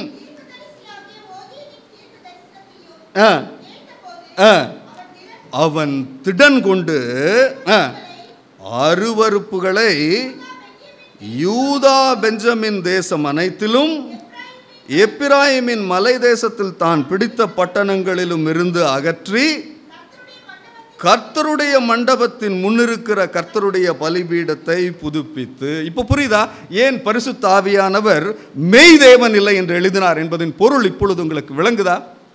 கவனிங்க. மெய் தேவன் இல்லை, அருவருப்புகள் இருந்தது. ஒன்று நல்லா தெரிஞ்சுக்குங்க சபையே, தேவன் இங்கு இல்லை என்றால் இது காலியாக இருக்குதுன்னு நினச்சிக்காதீங்க. தேவன் என் இருதயத்தில் இல்லை என்றால் அந்த இடம் காலியாக இருக்கிறது என்று நீங்கள் நினைக்க வேண்டாம். அதற்கு பதிலாக என்ன இருக்கு? ஏதோ ஒன்று இருக்கு. அதுக்கு பதிலாக என்ன இருக்கு? எல்லாமே சொல்லுங்கள். அதுக்கு பதிலாக என்ன இருக்கு? ஏதோ ஒன்று நமக்குள்ளே இருக்கு. இதை நாம் தெரிந்து கொள்ள வேண்டும். நான் நினைக்கிறேன், ஆண்டவருடைய உறவுக்கும் எனக்கும் என்ன சம்பந்தம்? நான் வீட்டிலிருந்து வேதத்தை வாசிக்கிறேன், அல்லது தேவனுக்கு எனக்கு தேவைப்படும் பொழுது நான் ஜெபம் பண்ணுகிறேன். அப்படிப்பட்ட ஒரு நல்லுறவு இல்லை என்று நாம் நினைப்போம் என்றால் இங்கு தேவன் இல்லை. அப்படி என்றால் இங்கே என்ன இருக்குது? வேறு என்னமோ இருக்குது. என்ன இருக்குது இங்கே? வேறு என்னமோ இருக்குது. இந்த தேசத்தில் மெய் தேவன் இல்லை. மெய் தேவன் இருந்த இடத்தில் என்ன இருந்தது என்றால் அருவருப்புகள் இருந்தது. இந்த ஆசா தேவனுடைய வார்த்தையை கேட்ட பொழுது இந்த அருவருப்புகளை எல்லாம் அகற்றி போட்டான். நான் அநேக இடங்களுக்கு செல்கிறேன், அநேக கிறிஸ்தவ சமூகங்களை நான் பார்க்கிறேன். வேதம் இல்லாத கிறிஸ்தவனிடத்தில் நான் கண்டதெல்லாம் உலகம் இருந்தது. என்ன இருந்தது அவங்களுக்குள்ள? உலகம் இருந்தது. இங்கு தேவன் இல்லை என்றால் என்ன இருக்க வாய்ப்பு இருக்கு? உலகம் இருக்கு. நான் பார்க்கிறேன் அநேக ஜனங்களை, இங்கு தேவன் இல்லை. அவர்களிடத்தில் நான் பார்த்தது என்னவென்றால் த செல்ஃப் ப்ரொமோஷன்ஸ் இருந்தது. தங்களுடைய சுய முன்னேற்றங்கள் தான் அங்கு இருந்தது. இங்கு தேவன் இல்லை. நான் அநேக ஜனங்களை காண்கிறேன், அவர்களுக்குள் பணம் இருக்குது, இங்கு தேவன் இல்லை, இங்கு அநேக ஜனங்களை நான் பார்க்கிறேன், அங்கு பாவம் இருக்கிறது, ஏதோ ஒன்று அங்கு இருக்கிறதை நான் காண முடிகிறது. இந்த காலை வேளையிலே நாம் சிந்தித்து பார்ப்போம். என் தேவன், என் வாழ்வில் தேவன் இல்லை என்றால் என்னை ஆக்கிரமித்து கொண்டிருக்கிறவைகள் யாவை என்று யோசிக்கும்படி நான் உங்களை அழைக்கிறேன். இங்க பிரச்சனை எங்க தெரியுமா வருது? பணமா தேவனான் வரும் பொழுது நாம் எதற்கு வாக்களிக்கிறோம் என்பது மிக முக்கியம். நாம் எதுக்கு ஓட்டு போடுறோங்கிறது ரொம்ப முக்கியம். இல்லை பிரதர், பணம் என் வாழ்வில் பெரிதல்ல நம்ம ஈஸியாக சொல்லிடுவோம். ஆனால் பணமா தேவனா என்ற பிரச்சனை வரும் பொழுது நாம் யாருக்கு வாக்களிக்கணும் என்பது மிக முக்கியம். வேதத்தின் வாயிலாக நாம் அறிகிற ஒரு சத்தியம், இங்கு தேவன் இல்லை என்றால் இங்கு வேறு ஏதோ ஒன்று இருக்கிறது. ஒருவேளை என் வாழ்வில் உலகம் இருக்கிறதா, என் வாழ்வில் சுய முன்னேற்றங்கள் இருக்கிறதா, இது தேவனை தாண்டி என் வாழ்வில் கிரியை நடப்பிக்கிறதா, என் வாழ்வில் பணம் இருக்கிறதா, என் வாழ்வில் பாவம் இருக்கிறதா, இந்த காலை வேளையில் தேவனுடைய சந்நிதியில் நாம் நம்மை சோதித்தறிவோம். நம்மை சோதித்தறிவோம். ஒரு விஷயத்தை கற்றுக்கொள்வோம், இங்கு தேவன் இல்லை என்றால் இங்கு வேறு ஏதோ இருக்கிறது. ஒரு வசனம் நமக்கு எல்லாரும் தெரிந்த ஒரு வசனம், மத்தேயு எழுதின சுவிசேஷ புத்தகம் 12ஆம் அதிகாரம் 43ஆம் வசனம். கொஞ்சம் அந்த வசனத்தை வாசிக்கலாமே. மத்தேயு 12:43. அசுத்த ஆவி ஒரு மனிதனை விட்டு புறப்படும் போது, பாருங்க, அந்த அசுத்தாவி ஒரு மனிதனிடத்தில் இருந்தது, அது அவனை விட்டு போயிருச்சு. வறண்ட இடங்களில் அலைந்து இலைப்பாறுதல் தேடியும் கண்டடையாமல் தான் விட்டு வந்த வீட்டுக்கு திரும்பி போவேன் என்று சொல்லி அங்கே வந்தது. வீடு எப்படி இருந்ததா? வெறுமையா இருந்தது. அங்க எல்லாம் டெக்கரேஷன் இருந்தது, எல்லாமே இருந்தது. பட் அது எப்படி இருந்ததா? வெறுமையா இருந்தது. அது வெறுமையா இருந்தது. அதற்காகத்தான் நான் சொன்னேன், இது வெறுமையா இருக்க வாய்ப்பில்லை. இது தேவன் இருக்க முடியும். இல்லை என்றால் தேவனுக்கு பதிலாய் வேற ஏதோ அங்க இருக்க முடியும். அப்புறம் அது என்ன பண்ணுச்சான் பாருங்க, திரும்பி போய் தன்னிலும் பொல்லாத வேறு 7 ஆவிகளை தன்னோட கூட்டிக் கொண்டு வந்து உட்புகுந்து அங்கே குடியிருக்கும். அப்பொழுது அந்த மனிதனுடைய முன்னிலைமையிலும் அவன் பின்னிலைமை அதிக கேடுள்ள. நான் இதுதான் நான் சொல்றேன், தேவனை விட்டு தூரமாய் இருக்க விரும்புகிற மனிதர்களுடைய நிலைமை இதுதான். அன்று இஸ்ரவேல் தேசத்தின் நிலைமை இதாகத்தான் இருந்தது. அங்கு சமாதானம் இல்லை, அங்கு மகா அமளி, அங்கு தேசம் முழுமையும் இடுக்கன், கேடுகாலம் நிறைந்ததாய் அந்த தேசம் இருந்தது. காரணம், அங்கு மெய் தேவன் இல்லை, அங்கு மெய் தேவன் இல்லை. இரண்டாவதாக அந்த தேசத்தின் நிலைமையை நாம் என்னவென்று விளங்கிக் கொள்வோம். 2 Chronicles 2 நாளாகமத்தின் புத்தகம் 15ஆம் அதிகாரம், 2 நாளாகமும் 15ஆம் அதிகாரம் 3ஆம் வசனம். மறுபடியும் அந்த வசனத்தை வாசிக்கலாம். முதல் பிரச்சனை என்ன? அங்கு மெய் தேவன் இல்லை. இரண்டாவது பிரச்சனை என்ன?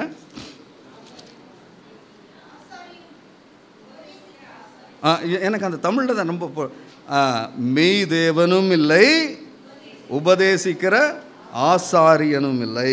சரி, இப்போ நல்லா கவனிங்க. No teaching of the word of God. What will be the consequences? இந்த வேதத்தை போதனை இல்லை, இந்த வேதத்தின் போதனை இல்லை நம் மத்தியில். விளைவு என்ன சொல்லுங்க? என்னெல்லாம் விளைவு இருக்க முடியும்? நான் சொல்லட்டுமா? இந்த வேதத்தின் போதனை இல்லாத இடத்தில் ஆவிக்குரிய வளர்ச்சி இல்லை. ஸ்பிரிச்சுவல் growth, வளர்ச்சி என்ன இருக்காது? வளர்ச்சி இருக்காது. நான் ஒரு சில இடங்களில் நான் பார்த்த அனுபவத்திலிருந்து பேசுகிறேன். நோ இமோஷனல் வெல்பீயிங், மனநலம் பாதிக்கப்பட்ட விசுவாசிகளை நான் கண்டிருக்கிறேன். காரணம் என்னவென்றால் இந்த வேதத்தின் போதனை இல்லை. மூன்றாவதாக சுபாவ மாற்றமற்ற விசுவாசிகள், அவர்களது சுபாவத்தில் எந்த மாற்றமும் இல்லை.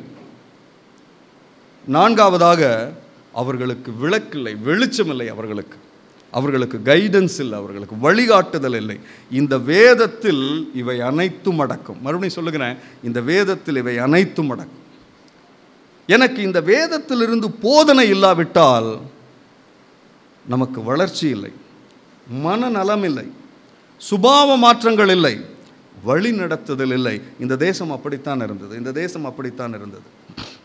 நான் கிறிஸ்துவை ஒரு முறை கூட அறிந்திராத ஜனங்களின் மத்தியில் ஊழியம் செய்து அங்கு காரியங்களை கண்ணார நீண்ட வருடங்கள் கண்டதன் விளைவாக நான் உங்களுக்கு சொல்லுகிறேன், இந்த சுவிசேஷம் அநேகரை தொடுகிறது. இந்த சுவிசேஷம் தேவனுடைய சக்தி என்பதை நான் ஆழமாய் அறிந்து கொண்டேன். அது ஜனங்களை எல்லாம் தொடுது. இந்த சுவிசேஷத்தினால் தொடப்பட்ட ஜனங்கள் எங்கே வராங்க தெரியுமா? ஆலயத்திற்கு வருகிறார்கள். இந்த ஆலயத்தில் போதனை இருந்தால் மட்டுமே அந்த நம்பிக்கையில் உள்வந்தவர்கள் விசுவாசிகளாகி சீடர்களாகிறார்கள். எங்கே இந்த வசனத்தின் பிரசித்தம் அல்லது இந்த வசனத்தின் போதனை இல்லையோ அங்கே அவங்க எப்படி இருக்கிறாங்க? அவங்க வருவாங்க போவாங்க, வருவாங்க போவாங்க. நான் சபைகளை குறித்த ஒரு புத்தகத்தை வாசித்து கொண்டிருந்த பொழுது ஒரு சபையின் தன்மையை குறித்து அவர் எழுதுகிறார். வாஷ் பேசின் சர்ச் அப்படின்னு சொல்கிறார். Wash basin church. இந்த வாஷ் பேசின் சர்ச் எப்படின்னா, வாஷ் பேசின் நம்ம எதுக்கெல்லாம் உபயோகப்படுத்துகிறோம்? எதுக்கெல்லாம் சாப்பிட்டுட்டு கையை கழுவிட்டு போயிடுவாங்க. ஒரு சில சபைகளை நான் இப்படியும் பார்க்கிறேன். அவர்கள் எங்கோ சுவிசேஷத்தினால் தொடப்பட்டு சபைக்கு வந்து அவர்கள் அவ்வளோதான் கையை கழுவிட்டு போயிடுவாங்க, அவ்வளோதான். எங்கு இந்த வேதத்தின் பிரசித்தம், இந்த வேதத்தின் போதனை ஆழமாக இருக்கிறதோ அங்கு வந்தவர்கள் விசுவாசிகளாகி சீடர்களாகி தேவனது சித்தம் அவர்கள் வாழ்வில் நடப்பதை நான் பார்த்திருக்கிறேன். இந்த போதனை மிக முக்கியம்.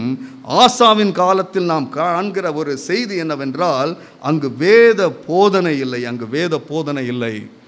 இதனுடைய விளைவையும் நாம் அங்கு பார்க்கிறோம். நான் இந்த வேத போதனையில் உண்டான சில விஷயங்களை நான் உங்களுக்கு சொல்லுகிறேன்.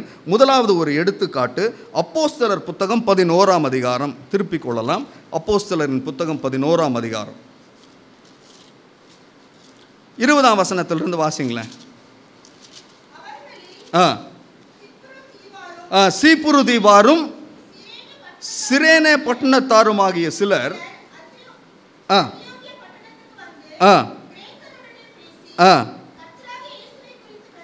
ரொம்ப ரொம்ப முக்கியம். இது ரொம்ப முக்கியம். இது எந்த காலகட்டம் என்றால், இந்த சுவிசேஷம் என்பது பாலஸ்தீன தேசங்களை கடந்து புறஜாதிகளின் தேசத்தில் பரவிக்கொண்டிருந்த நேரம் இது.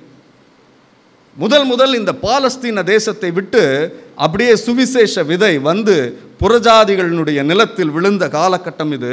இங்கு ஒரு பெரிய உபத்திரவம், இந்த உபத்திரத்தின் நிமித்தமாக ஒரு பெரிய சிதறடிக்கப்படுதல். இங்கு எருசலேமில் இருக்கிற விசுவாசிகள் எங்கும் சென்று சுவிசேஷத்தை பிரசங்கிக்கிறார்கள். சீப்புரு தீவாரும் சிரேனா பட்டணத்தாரும் இங்கு சுவிசேஷத்தை கிரேக்கர்களுக்கு சொன்னாங்க. அது என்ன நடந்தது? அடுத்த வசனத்தை வாசிங்க. கர்த்தருடைய கரம் அவர்களோடு இருந்தது, அநேக ஜனங்கள்.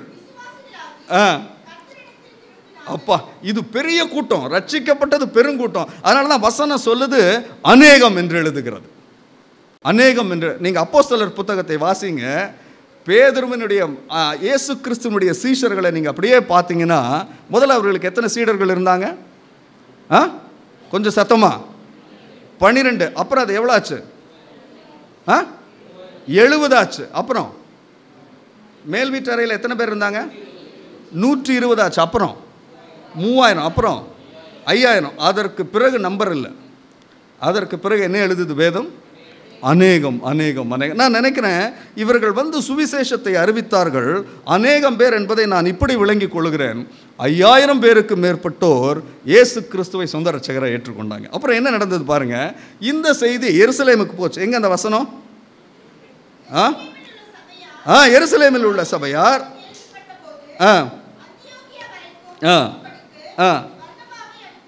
சரி, இப்போ நம்ம ரொம்ப டைம் இல்லை, அப்படியே படிச்சுட்டு இருக்க வேணாம். இப்போ என்னென்னா, எருசலேமுக்கு போனாங்க. எருசலேமில் தான் எல்லா பிஷப்ஸ் அங்கே தான் இருந்தாங்க. என்ன செஞ்சாங்க?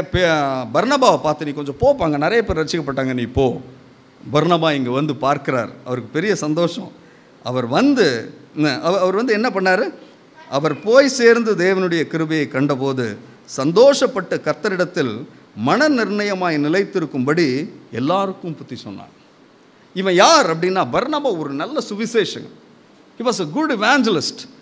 ஆண்டவருடைய சுவிசேஷத்தை மிக நன்றாய் பிரசங்கிக்கக்கூடிய ஒரு தாளந்து பெற்ற நபர் தான் இந்த பர்னபா.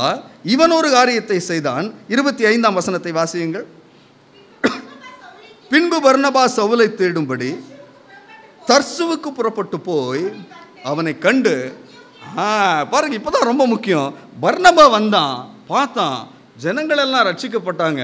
ஒரு சுவிசேஷகனால் என்ன செய்ய முடியுமோ அதை சிறப்பாய் செய்துவிட்டு எங்க போறான் அவன்? எங்க போனான்?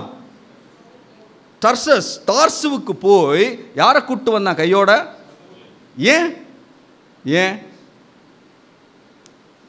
ஏன் கூட்டிட்டு வந்தான்? பால் வாஸ் a டீச்சர்.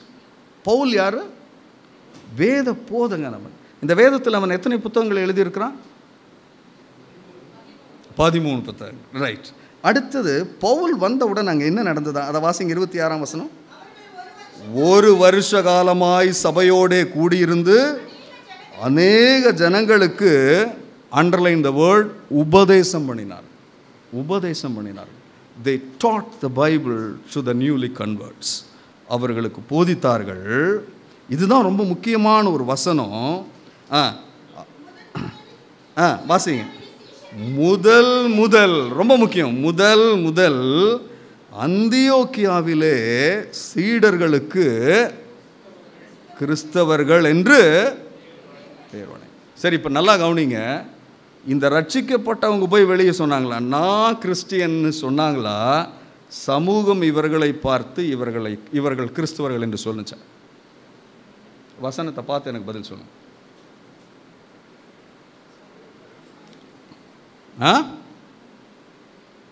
புரியலையா?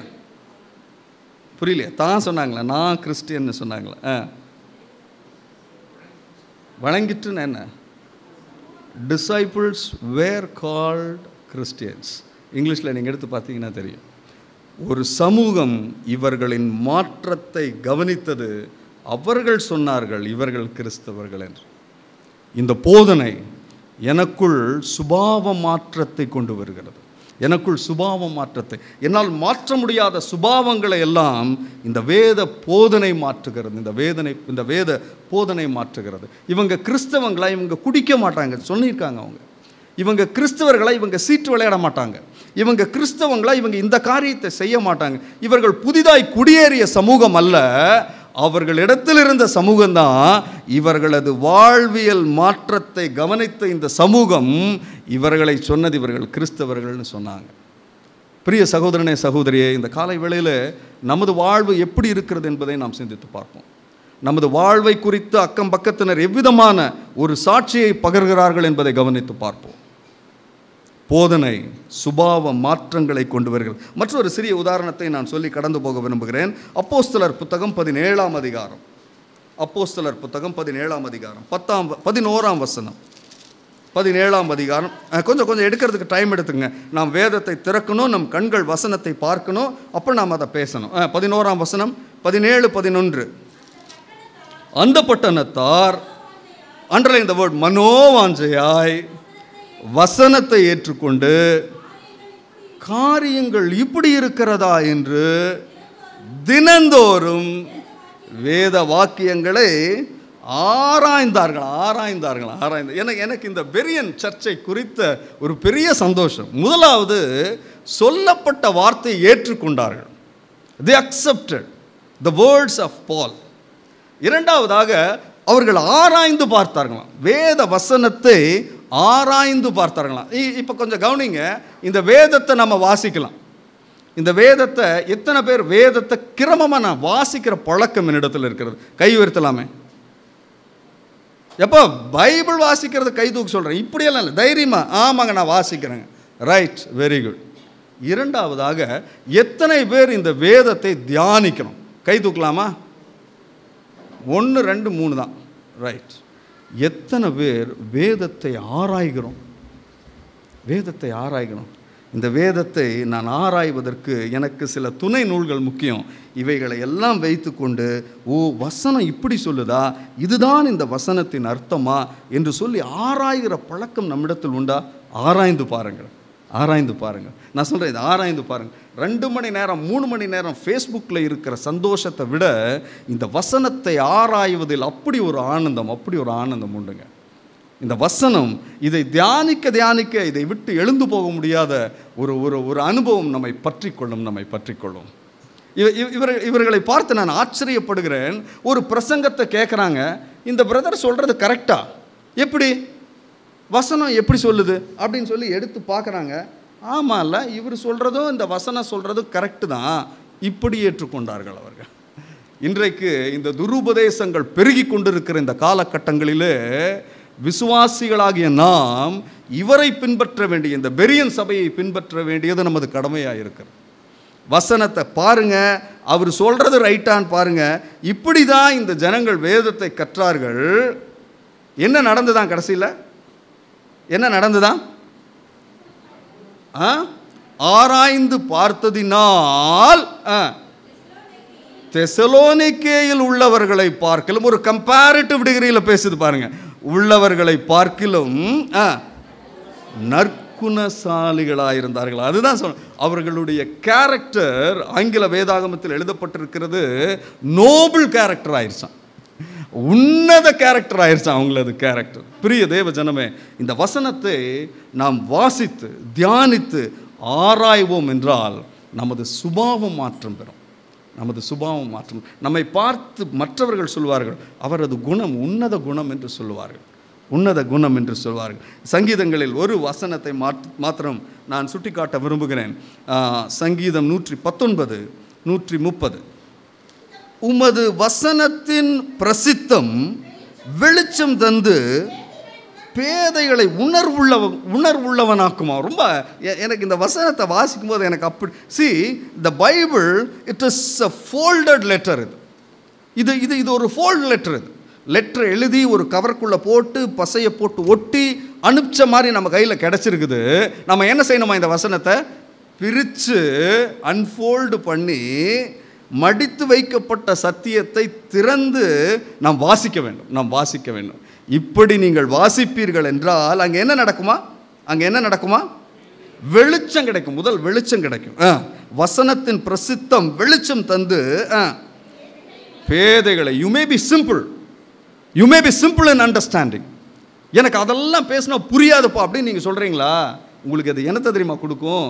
அண்டர்ஸ்டாண்டிங்கை கொடுக்கும், உணர்வை தரும் அப்படின்னு சொல்லுது. எப்பொழுது நான் வேதத்தோடு அமர்ந்திருந்தேன்? கொஞ்சம் சொல்லுங்க பார்க்கலாம். எப்பொழுது நான் வேதத்தோடு அமர்ந்திருந்தேன்?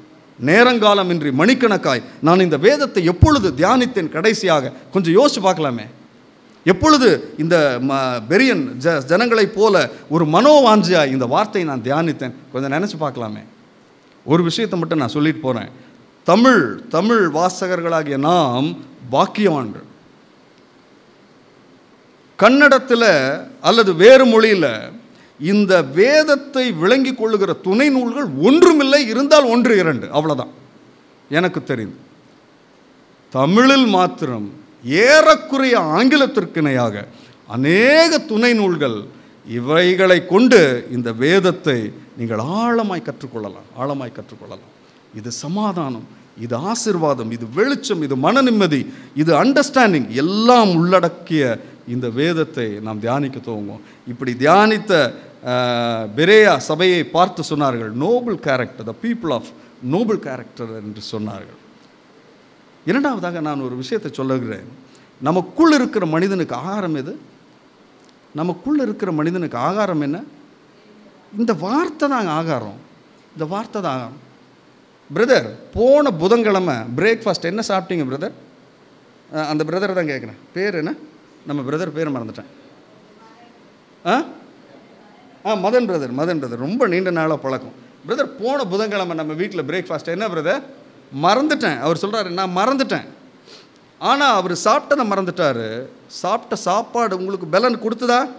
போய் டீச் பண்ணிங்களா? வேலை செஞ்சீங்களா? அது நடந்தது. அதுதான் இங்கேயும். நான் வசனத்தை வாசிக்கிறேன், மறந்துடுறேன்.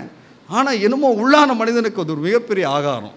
இதுதான் உள்ளே இருக்கிற மனிதனுக்கு ஆகாரம். இந்த வசனத்தை வாசிக்கவே இல்லைப்பா, என்ன ஆகும்?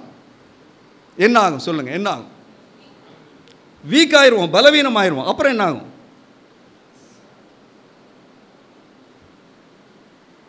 நோய்வாய்ப்படுவோம், எல்லா இன்ஃபெக்ஷன்ஸும் வரும். என் பொண்ணு இப்போ நர்ஸாக இருக்கிற, அவளுக்கு முதல் சொன்னது, you don't quit breakfast. Breakfast சாப்பிடாமல் வராதிங்க. ஆகாரம் இல்லைன்னா என்னவாகும்? நீ மருத்துவமனையில் வேலை செய்கிற, இது எல்லாமே கண்டாமினேட்டட், இது எல்லாமே என்னது? இது என்ன ஜோன்? இது இன்ஃபெக்ஷன் ஜோன். இதெல்லாம் உள்ளே வரும். அதனால் சாப்பிட்ரு, அப்புறம் வேலைக்கு வா. சாப்பிட்டு வேலைக்கு வந்தீங்கன்னா என்ன ஆக மாட்டேன்? நீ வீக் ஆக மாட்டேன். வீக் ஆகிட்டா அடுத்தது என்ன ஆகும்? சிக்காயிட்டா என்ன ஆகும்? செத்து போயிடுவோம். There are many believers I see, அவங்க வீக் ஆனாங்க, சிக்கானாங்க, கடைசியில் டெத் ஆகிட்டாங்க. அவங்க ஆவிக்குரிய விதத்தில் அவங்க செத்தே போயிட்டாங்க. அதுவரை அவர்கள் எதை தீண்ட மாட்டாங்க? வசனத்தை தொட மாட்டாங்க. அவங்க இந்த வசனம்தான் என் உள்ளான மனிதனுக்கு ஆகாரம், இதுதான் என்னுடைய ஆகாரம், இதை நீங்கள் உட்கொள்ளுங்க, இது உட்கொள்ளுங்க. உள்ளான மனிதன் பலப்படுவதை நீங்கள் காண முடியும். கடைசியாக மூன்றாவது, அங்கு பிரச்சனை என்ன? அங்கு பிரச்சனை என்ன? 2 நாளாகமத்தின் புத்தகம் 15ஆம் அதிகாரம். 2 நாளாகமத்தின் புத்தகம் 15ஆம் அதிகாரம் 3ஆம் வசனம். என்ன பிரச்சனை அங்க? அங்கு மெய்தேவனும் இல்லை, உபதேசிக்கிற ஆசாரியனும் இல்லை, வேதமும் இல்லை. ஆங்கில வேதாகம் எத்தனை பேர் வச்சுருக்கீங்க? ஆங்கில வேதாகம் யாராவது வச்சுருக்கீங்களா? ரைட். அந்த 3வது என்னப்பா போட்டிருக்கு? வேதமும் இல்லை. அதற்கு பதிலாக என்ன போட்டிருக்கு? வித்தவுட் லா. அங்கே என்ன இல்லை? சட்டம் இல்லை, சட்டம் இல்லை, சட்டதிட்டம் இல்லை. அது மோசேயின், அது என்ன சொல்கிறது, நியாய பிரமாணம் என்று ஆங்கிலத்தில் மொழிபெயர்க்கப்பட்டிருக்கிறது. அதுவும் வேதமும் ஒன்று தான். அங்கே என்ன இல்லைன்னா லா இல்லை. லா இல்லை. லா என்ன லா? எனக்கு என்னன்னு சொல்லுங்கள். தேசத்திற்கு ஒரு சட்டதிட்டம் இருக்குது. இந்த தேசத்தில் யாருமே எதன்படி நடக்கலை? எதன்படி நடக்கலை? சட்டதிட்டத்தின்படி நடக்கலை. உங்களுக்கு தெரியுமா? உங்களுக்கு தெரியுமா?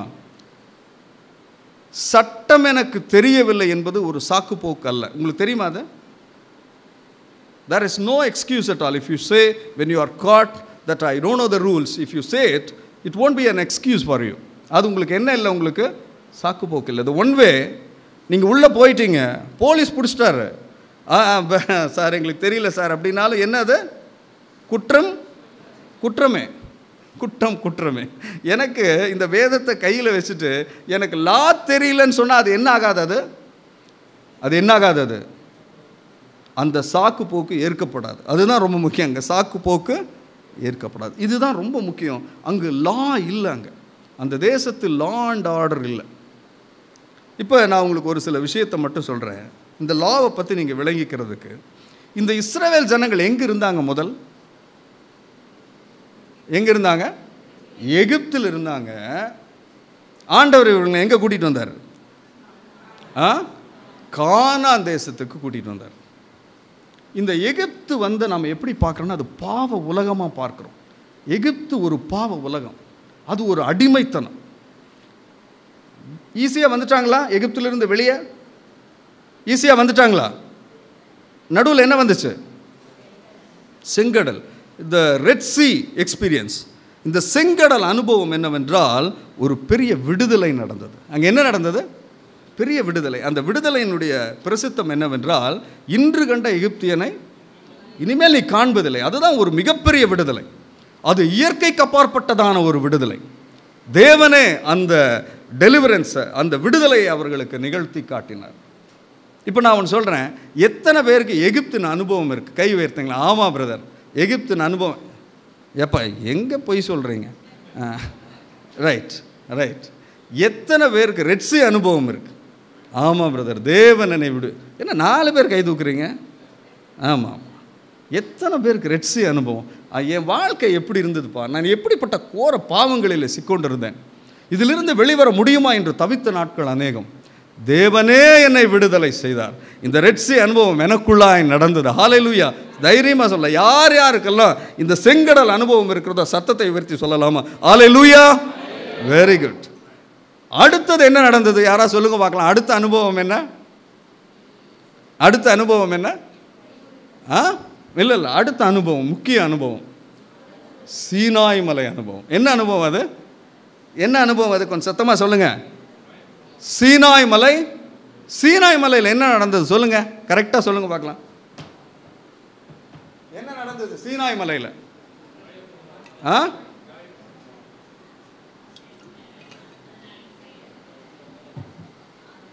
என்ன நடந்தது? என்ன? வா, கட்டளை. அதுதான் ரொம்ப முக்கியம். அங்கே தான் என்ன கொடுத்தாரா ஆண்டவர்? 10 கட்டளை தான் கொடுத்தாரா? 18? எத்தனை கட்டளை கொடுத்தார்? கொஞ்சம் அந்த வசனத்தை எடுங்க. அது எங்கே இருக்கு? எந்த வசனம்? அது எங்கே இருக்கு? Exodus. Very good. Exodus 20. Exodus 20 எடுங்க. 20ல் 10 கட்டளை முடிஞ்சது. 21ஆம் அதிகாரம் முதல் வசனத்தை யாராவது வாசிங்க. மெதுவா மெதுவா. மேலும் அப்படின்னு ஒரு கம்மா போட்டு, மேலும் நீ அவர்களுக்கு அறிவிக்க வேண்டிய, சொல்லுங்க, பிரமாணங்களாவன. அப்படின்னா 10 கட்டளையோட மட்டும் நிற்கலாங்க. நல்லா தெரிஞ்சுக்குங்க. 10 கட்டளை மட்டும் நிற்கல. அதற்கு பிறகு என்ன கொடுத்தாரு? என்ன கொடுத்தாரு? பிரமாணங்கள், கட்டளைகள். இதுதான் விதிகள்.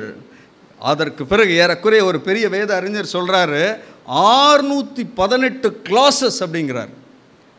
618 வகையான வாழ்வியல் விதிகளை தேவன் தமது ஜனங்களுக்கு கொடுத்தார். 10 கட்டளை 10 கட்டளைன்னு மட்டும் பேசிட்டு இருக்காதீங்க. அதனோடு அநேக பிரமாணங்களும் விதிகளும் அவர்களுக்கு வழங்கப்பட்டது. ரைட். எதுக்காக கொடுத்தாரு? எதுக்காக கொடுத்தாரு? கொஞ்சம் சொல்லுங்க. எதுக்காக கொடுத்தாரு? எதுக்காக கொடுத்தாரு?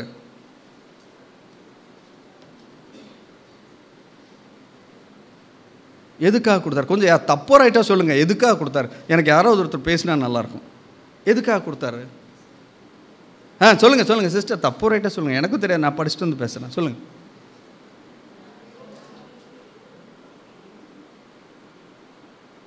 எது கொடுத்தாருன்னு தெரியுமா? கவனிங்க, நல்லா கவனிங்க. நீங்கள் எங்கே போக போகிறீங்க? கானான் தேசத்துக்கு போகிறீங்க. இது வரைக்கும் நீங்கள் எங்கே இருந்தீங்க?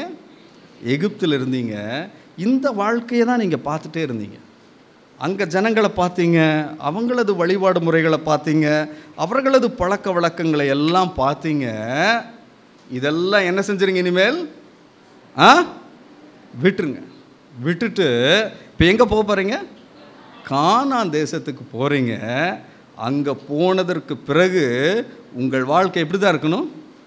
நான் அளித்த விதிகளின் படி இருக்கணும்னு சொன்னார். என்ன சொன்னார்?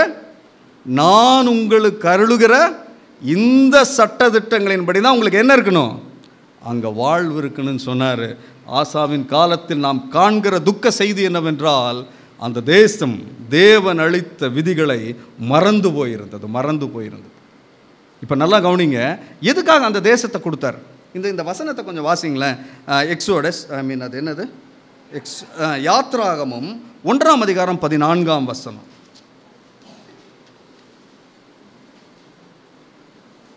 யாத்ராகமும் 1ஆம் அதிகாரம் 14ஆம் வசனம்.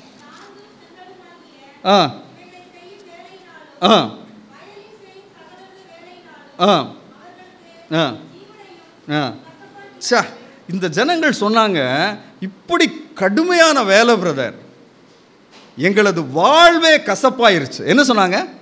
எங்கள் வாழ்வே இதற்கு இணையான மொழிபெயர்ப்பு வேறு எங்கேயுமே இல்லை, தமிழில் தான் இருக்கு. எங்கள் வாழ்க்கையே எப்படி ஆயிடுச்சு? கசப்பாயிருச்சு பிரதர், கசப்பாயிருச்சு. வாழ்வே கசந்து விட்டது என்று சொல்ல இந்த ஜனங்களுக்கு தேவன் வைத்திருந்த ஒரு உன்னத ஆசீர்வாதம் என்ன தெரியுமா? 3ஆம் அதிகாரம் 7-8 வசனத்தை வாசிங்க. அப்பொழுது கர்த்தர் நான் பார்க்கவே பார்த்து, நான் கேட்டு, நான் அறிந்து விடுதலையாக்கி, தேசத்திலிருந்து நீக்கி,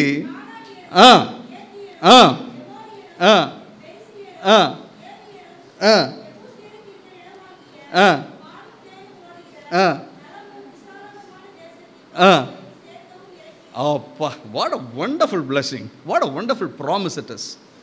அவங்க சொன்னாங்க, எங்க வாழ்வே கசப்பாயிருச்சுன்னு சொன்னாங்க. ஆண்டவர் என்ன சொன்னாரு?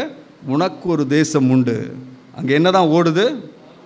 பாலும் தேனும் தான் ஓடுது. உன் வாழ்க்கை கசப்புன்னு சொல்லிட்டீங்கள, வந்து விழுடாங்க அப்படின்னாரு. வந்துரு, உனக்கு அதுதான் இங்கே இருக்கு. This is the land which flows milk and honey. இது ரெண்டும் தான்ப்பா இங்கே இருக்குது. நீ சொன்ன கசப்புன்னு சொன்ன இந்த நலமும் விசாலமுமான தேசம் உனக்கு தான்ப்பா. இந்த தேசம் உனக்கு தான். அதுதான் மிக பெரிய ஆசீர்வாதம். இதில் இந்த ஹிஸ்டாரிக்கல் புக்ஸ்ன்னு சொன்னால இந்த வரலாற்று புத்தகங்கள் எல்லாம் வாசித்து பாருங்கள். இதற்கு ஒரு கீ வேர்டு இருக்குது, ஒரு திறவுகோல் வார்த்தை இருக்குது. அந்த வார்த்தை என்ன தெரியுமா? இப்போ நீங்கள் வாசிங்க, உங்களுக்கு விளங்கும். ரெஸ்ட். அந்த திறவுகோல் வார்த்தை என்ன? எல்லாரும் சொல்லுங்கள், ரெஸ்ட். இன்னொரு தடவை சொல்லலாமா? ரெஸ்ட் கொடுத்தாரு ஆண்டவர். தம்முடைய ஜனங்களுக்கு என்ன கொடுத்தாரு? ரெஸ்ட் கொடுத்தாரு. வாங்கப்பா, நீங்கள் எல்லாம் கஷ்டப்பட்டீங்களா, வாங்க வாங்க இந்த தேசத்துக்கு வாங்க. எதுக்காக வரீங்க இந்த தேசத்துக்கு? எதுக்காக வரீங்க? ரெஸ்ட் எடுக்க வரீங்க. ரெஸ்ட் எடுக்க வரீங்க. Rest rest. எதை கொடுத்தார் ஆண்டவர் இந்த ஜனங்களுக்கு? ஒரு தேசத்தையே கொடுத்தார். ஒரு பெரிய வேத வல்லுநர் இப்படி எழுதுறாரு, இந்த தேசத்தில் வசிப்பதற்கு தேவன் இவர்களிடத்தில் வாடகை கேட்கவில்லை. He did not demand a rental for his people to live in the promised land. இந்த வாக்குத்தத்தம் பண்ணப்பட்ட தேசத்தில் வாழ்வதற்கு வாடகை எதுவும் இல்லை. வாடகை எது தெரியுமா? வாடகை எது தெரியுமா? நான் கொடுத்த சட்டதிட்டத்தின்படி வாழ்கிற வாழ்வுதான் உங்களுக்கு வாடகை. அதை நீங்கள் கொடுத்தா போதும். அதை நீங்கள் கொடுத்துட்டா போதும். இந்த நான் கொடுத்தேன் பார்த்தியா, இப்படி தான் வாழணும்னு ஒரு வரைமுறையை உனக்கு கொடுத்தேன்ல. இப்போ நீங்கள் கானான் தேசமே இன்னும் போல, இன்னும் சீனாய் மலையில் தான் இருக்கிறீங்க. இந்த தேசத்துக்கு போவதற்கு முன்பதாகவே வாழ்வியல் விதிகளை சொல்லிட்டார். அங்கே போனதுக்கப்புறம் இது செய்யணும் இது செய்யக்கூடாது என்பதெல்லாம் இல்லை. அவர்கள் இன்னும் கானான் தேசத்தை மிதிக்கவில்லை. அதற்கு முன்பதாகவே வாழ்வியல் விதிகள் அவர்களுக்கு வழங்கப்பட்டது. இப்படி தான்ப்பா இருக்கணும், இப்படி தான் அந்த தேசத்தில் இருக்கணும். இதுதான் சட்டத்திட்டம். இப்படித்தான் நீ வாழணும். ஆண்டவரே, நான் உங்கள் வீட்டில் இருக்கிறது யாராவது ஒருத்தர் வீடு இருக்குது பிரதர், வாடகை இல்லை, சும்மா குடி வச்சேன், யாராவது இருக்கிறீங்களா? இல்லை. நம்ம ஆண்டவர் அதே மாதிரி தான், வாடகை கேட்கல. இல்லைப்பா, நான் சொன்னபடி அந்த தேசத்தில் வாழ்ந்து. ஆனால் இந்த ஜனங்கள் அவர்கள் சொன்னபடி ஒரு வாழ்வு வாழவில்லை. அதனுடைய விளைவு தான் அங்கு சமாதானம் இல்லை. தேவனுடைய விதிகளுக்குட்பட்ட ஒரு வாழ்க்கை இல்லை, அங்கு மகாமழை. தேவனது விதிகளுக்குட்பட்ட ஒரு வாழ்வில்லை, அங்கு இடுக்கன். இதுதான் அங்கே நடந்தது. இதுதான் அங்கே நடந்தது. இதுதான் அங்கே நடந்தது. தேவனுடைய பிள்ளைகளை, இந்த காலை வேளையில் நான் உங்களுக்கு சொல்ல விரும்புகிறேன், தேவன் உங்களுக்கும் எனக்கும் அளிக்க விரும்புவது எது தெரியுமா? ரெஸ்ட் கொடுக்குறார். ரெஸ்ட்னா என்ன? தமிழில் அதுக்கு சரியான இளைப்பாறுதல், ஓய்வு கொடுக்க விரும்புகிறாங்க. இன்னைக்கு even today this rest is available for every one who are sitting here. உங்கள் எல்லாருக்கும் இந்த இளைப்பாறுதல் உண்டு. எல்லாருக்கும் இந்த இளைப்பாறுதல் உண்டு. Condition, but one condition, terms and condition. என்ன கண்டிஷன்? என்ன கண்டிஷன்? என்ன கண்டிஷன்? என்ன? அவரை தேடணும். அவர் இருந்துட்டா போதும். இந்த ஓய்வை நான் இது எதனோடும் ஒப்பிடப்பட முடியாத ஓய்வு. நான் சொல்கிறேன் பாருங்க, நீங்கள் என்னவெல்லாம் பிளெஸ்ஸிங் கனவு காண்றீங்க, அந்த பிளெஸ்ஸிங் ஒன்றுக்கும் ஈடாகாத இளைப்பாறுதல் அவரது இளைப்பாறுதல். நீங்கள் நினைக்கிறீங்களா, பிரதர் நான் இவ்வளோ நாள் ப்ரைவேட் ஜாப்பில் கஷ்டப்படுறேன், எனக்கு கவர்மெண்ட் ஜாப் வந்துருச்சுன்னா எனக்கு நிம்மதி நீங்கள் நினைக்கிறீங்களா? It is not at all true. அது உண்மை இல்லை. அது பிரதர் நான் ரொம்ப கஷ்டப்படுறேன், என் பேங்க்கில் ஒரு 20 லட்சம் 30 லட்சம் பேங்க் பேலன்ஸ் ஆயிட்டா எனக்கு நிம்மதி நீங்கள் நினைக்கிறீங்களா? It cannot be true. அது இல்லவே இல்லை. அது இந்த இளைப்பாறுதலுக்கு இந்த உலகின் எந்த வஸ்து ஈடாகாது. எந்த வஸ்து ஈடாகாது. இது அவரால் வழங்கப்படுகிற மீட்பு, இது அவரால் வழங்கப்படுகிற ஓய்வு, இது அவரால் வழங்கப்படுகிற ஒரு இளைப்பாறுதல். இது இளைப்பாறுதல் இது. ஆனால் இந்த ஜனங்கள் they missed the rest of God. இந்த சம்பவம்லாம் எங்கே நடந்தது? ஆசா எங்கே இருந்தான்? வேர் ஆசா வாஸ்? எங்கே இருந்தான் அவன்? இந்த ப்ராமிஸ் லேண்டில் தான் இருந்தான் அவன். 5ஆம் அதிகாரத்தில் நாம் வாசிக்கிற சம்பவங்கள் எல்லாம் இஸ்ரவேலிலே கானான் தேசத்தில் நடந்தவைகள். இவைகள் எல்லாம் திருப்பிக் கொள்ளுங்கள். 2 நாளாகமம் 5ஆம் அதிகாரம்.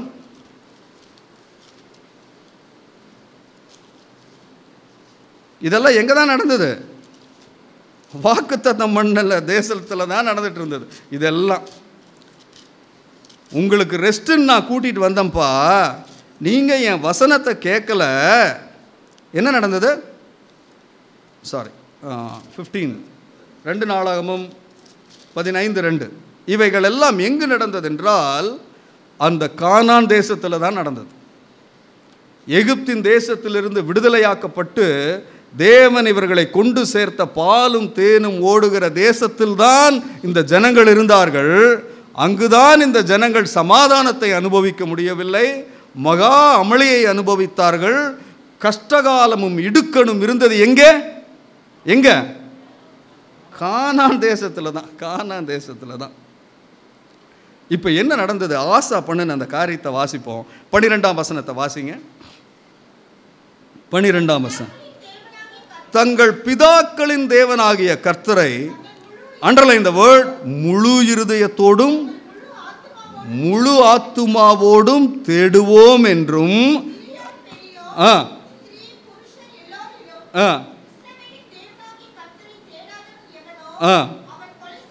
அப்பா இவங்களுடைய ரிவைவல் பெரிய ரிவைவல்ப்பா. எவனாவது ஆண்டவரை தேடலைன்னா என்ன செஞ்சிருவோம்? கொன்னே ஓடுவோம் அவங்க. இதுதான் இவங்களுடைய ரிவைவல். 15ஆம் வசனத்தை வாசியுங்கள். இந்த ஆணைக்காக யூதா ஜனங்கள் யாவரும் சந்தோஷப்பட்டார்கள். தங்கள் முழு இருதயத்தோடும் ஆணையிட்டு தங்கள் முழு மனதோடும் அவரை தேடினார்கள். கர்த்தர் அவர்களுக்கு வெளிப்பட்டு சுற்றுப்புறத்தாரால் யுத்தமில்லாதபடிக்கு அவர்களை இளைப்பாற பண்ணினார். இந்த ஜனங்கள் தேவனை தேட ஆரம்பித்தார்கள். கஷ்டகாலம் வந்தப்ப மட்டும் ஆண்டவருடைய சமூகத்திற்கு வந்த இந்த ஜனங்கள் இப்பொழுது முழு இருதயத்தோடும் முழு ஆத்துமாவோடும் தேவனை தேட துவங்கினார்கள். என்ன வந்துருச்சுங்க? மறுபடியும் இளைப்பாறுதல் வந்துருச்சுங்க. இளைப்பாறுதல் வந்துருச்சு. 19ஆம் வசனத்தையும் கொஞ்சம் வாசிக்கலாமே. ஆசா அரசாண்ட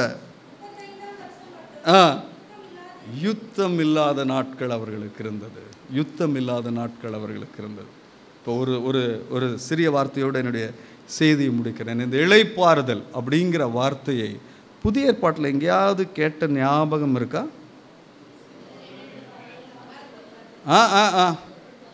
சொல்லுங்க. வருத்தப்பட்டு வருத்தப்பட்டு எங்க இருக்காது? Very good, very good. மத்தேயு 11:28 திருப்பிக்கலாமா?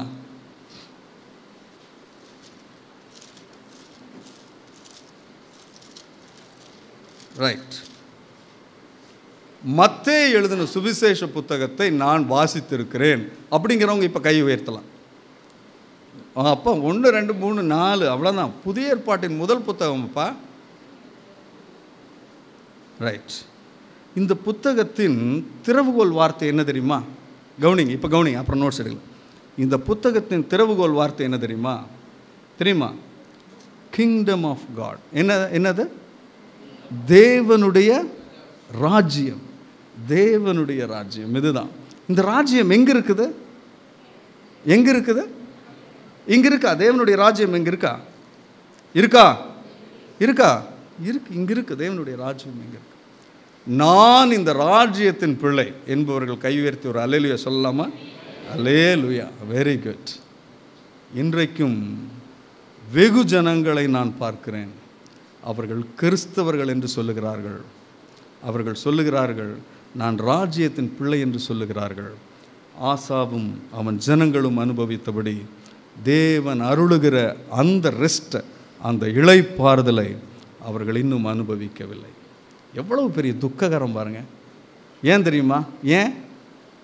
ஏன் அவர்களால் அந்த ரெஸ்ட்டை அனுபவிக்க முடியல? அங்கு மெய்தேவனும் இல்லை, வேதத்தை போதிக்கிற ஆசாரியனும் இல்லை, அங்கு சட்டதிட்டமும் இல்லை. இதுதான் அங்கிருந்த செய்தி. இந்த காலை வேளையில் நான் தேவன் அருளி இருக்கிற இந்த மிகப்பெரிய இளைப்பாறுதலை அனுபவிக்கிறோமா? யோசித்து பார்க்கலாம். இல்லை இன்னும் என் வாழ்வில் அவர் அழைத்து அவர் கொடுக்கிற அந்த இளைப்பாறுதல் இல்லை என்று நாம் உணர்வோம் என்றால் நாம் திரும்பிக்கலாம். ஆண்டவரே, நான் முதல்லையே சொன்னேன்ல, ஆண்டவரே என்னுடைய வாழ்க்கைக்கும் உடைய வார்த்தைக்கும் வித்தியாசம் இருந்தால் நான் சரி பண்ணிக்குவேன்னு சொன்னேன்ல, நான் சரி பண்ணிக்கிறேன் ஆண்டவரே அப்படின்னு சொன்னப்போ நாம் எல்லோரும் எழுந்து நிற்போம். ஒரு நிமிடம் தேவருடைய சமூகத்தில் நாம் எழுந்து நிற்போம்.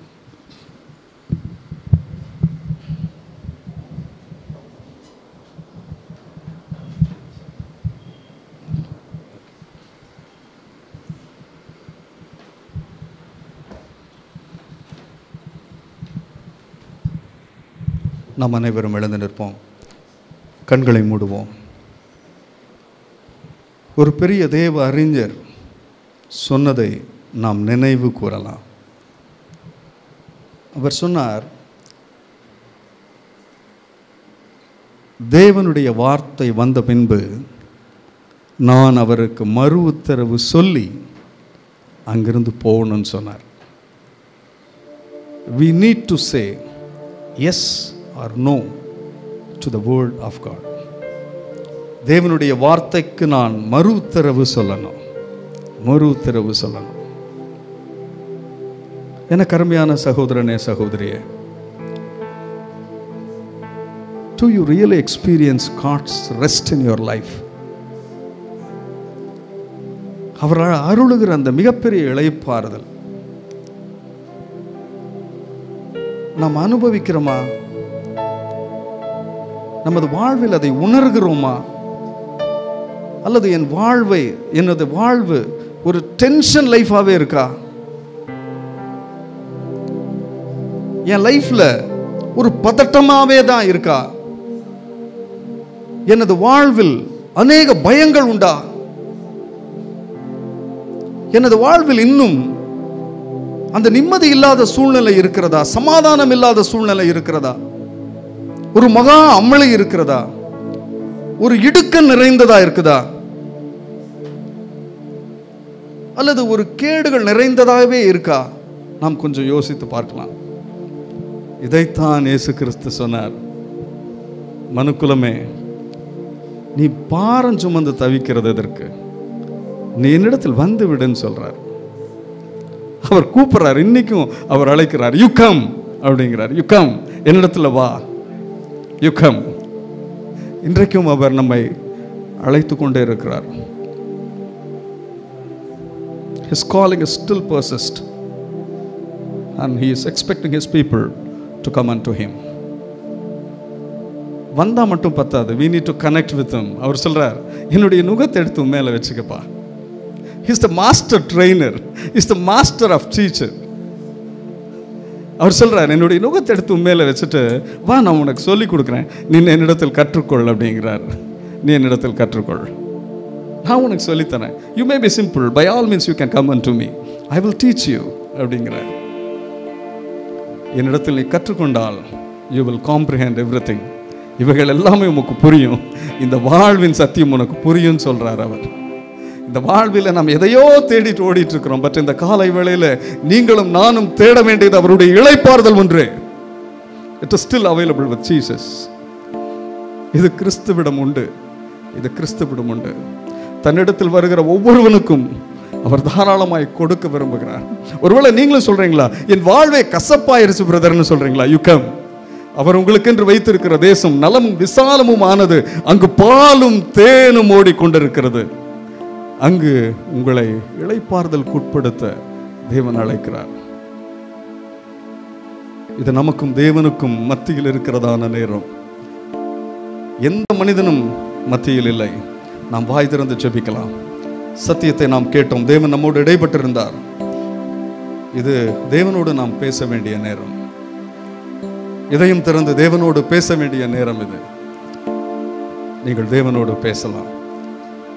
அவரது வாழ்விற்கும் எனது வாழ்வுக்கும் வித்தியாசம் இருக்கும் என்றால், அவரது வார்த்தைக்கும் எனது வாழ்வுக்கும் வித்தியாசம் இருக்கும் என்றால், this is the right time, we can set it right. அவைகளை சரி செய்ய இதுவே உன்னத தருணம். உம்மையே நான் நேசிப்பேன், உம்மையே நான் நேசிப்பேன். ஒப்பு கொடுத்து எல்லாரும் இந்த பாடலை பாடலாம். உம்மையே நான் நேசிப்பேன், நகரே இயேசையா, உம் பாதம் அமர்ந்து ஆராதிப்பேன், உம் வசனம் தியானித்து ஆக மகிழ்வேன். எந்த புயல் வந்து மோதி தாக்கினாலும் அசைக்கப்படுவதில்லை.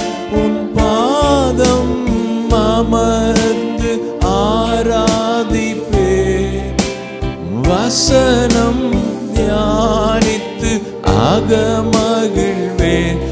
எந்த புயல் வந்து மோதி தாக்கினாளோ அசைக்கப்படுவதில்லை.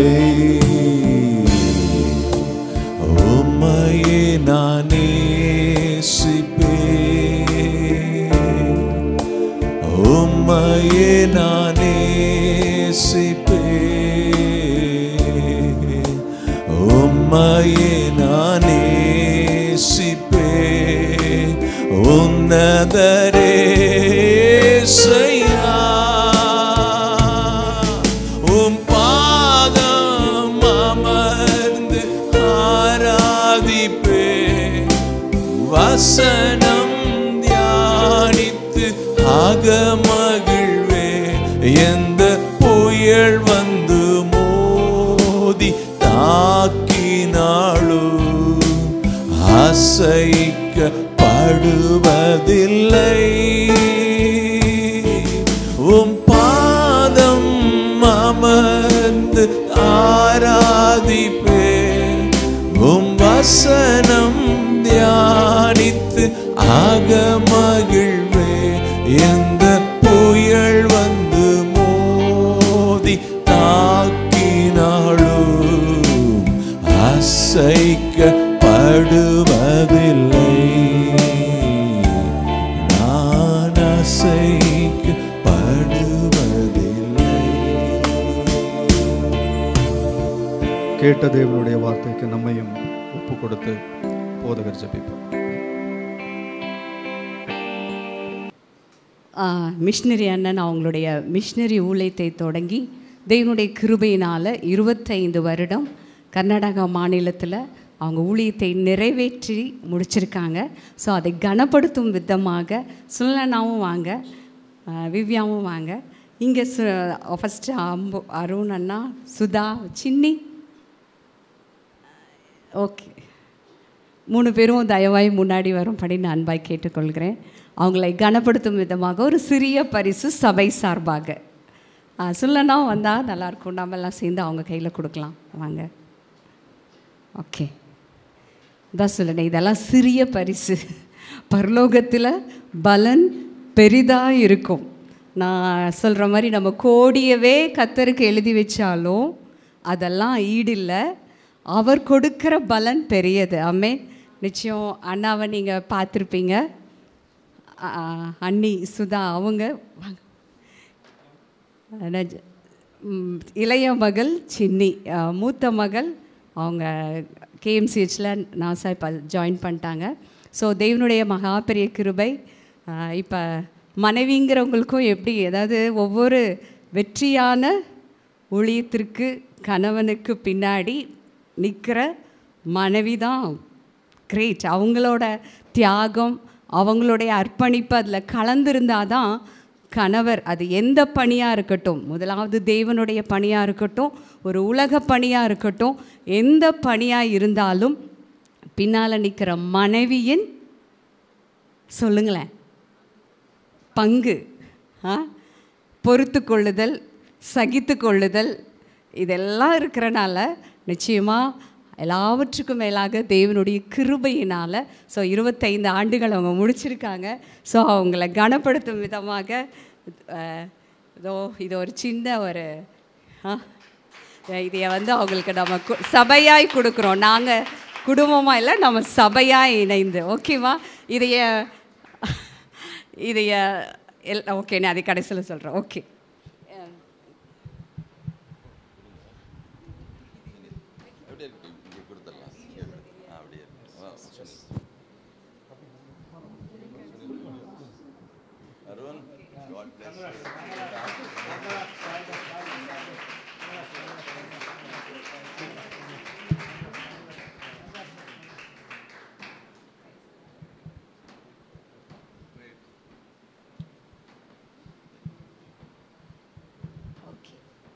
அப்படி இவங்களும் நிற்கலாம். ஏன்னா எங்கள் ஃபேமிலி இன்றைக்கி நீங்கள் பார்க்கலாம்ல. அடுத்தது இரண்டாவது அண்ணன். இரண்டாவது அண்ணனும் இருக்குங்க. அதாவது ரெண்டாவது அண்ணன், அண்ணி, ஸோ குழந்தைகள் 4 பேர் தயவாய் முன்னாடி வாங்க. வரமாட்டேன்னு சொல்லக்கூடாது, வரணும். Okay,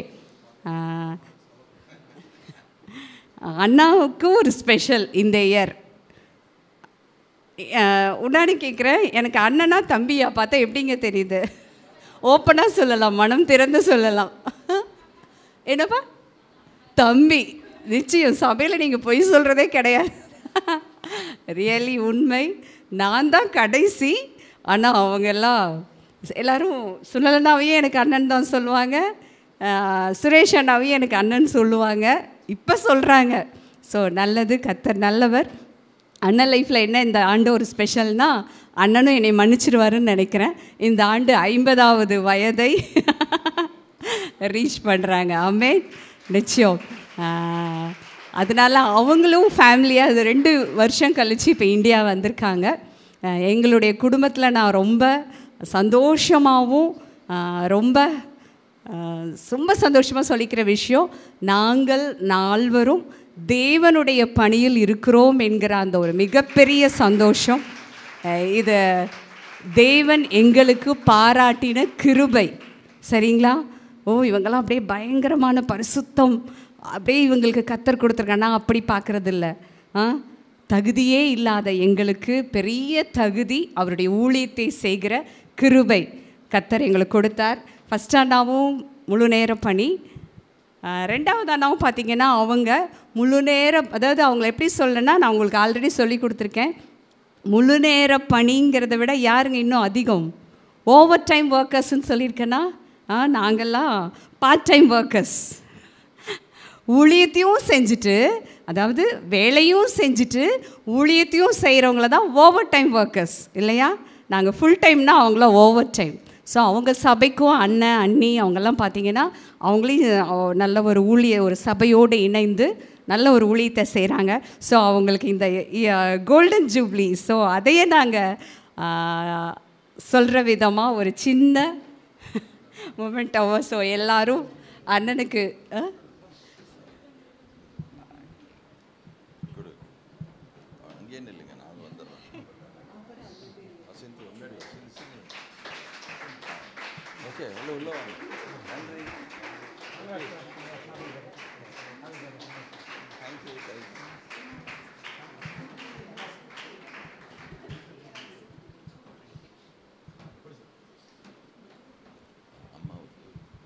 okay.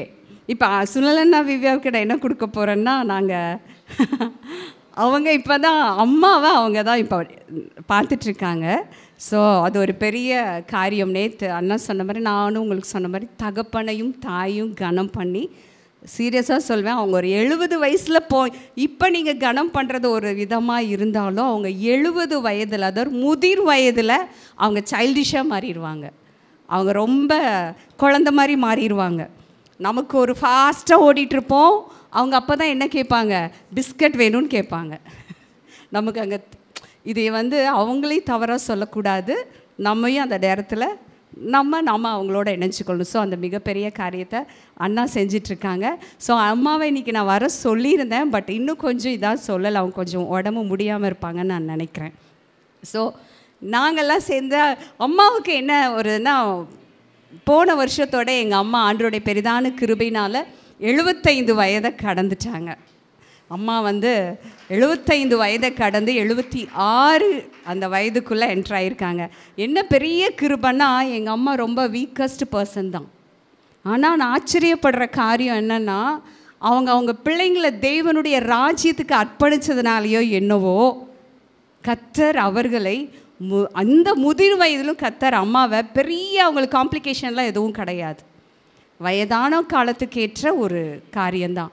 ஸோ அவங்களையும் கனப்படுத்த விதமாக இந்த ஒரு மொமெண்ட்டை நாங்கள் கொடுக்க ஆசைப்படுறோம். அண்ணா கையில் நாங்கள் எல்லோரும் கொடுக்க ஆசைப்படுறோம். மூத்த அண்ணை கொடுத்தா நல்லாயிருக்கும்.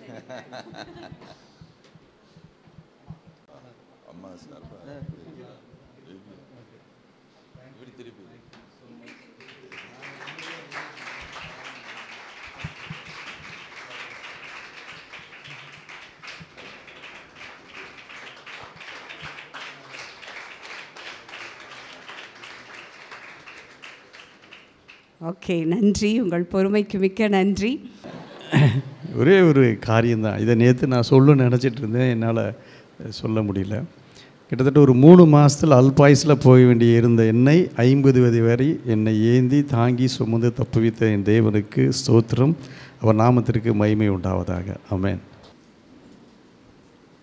తండ్రి దేవా తండ్రి దేవా నా సర్వం నీవయ్యా, నీ ఉంటే నాకు చాలు. తండ్రి దేవా నా సర్వం నీవయ్యా, నీ ఉంటే నాకు చాలు. నా ప్రియుడా నా ప్రాణమా నిన్నారాధించదన్, నా జీవమా నా స్నేహమా నిన్నారాధించదన్. నా ప్రియుడా నా ప్రాణమా నిన్నారాధించదన్, నా జీవమా నా స్నేహమా నిన్నారాధించదన్. తండ్రి దేవా నా సర్వం నీవయ్యా, నీ ఉంటే నాకు చాలు.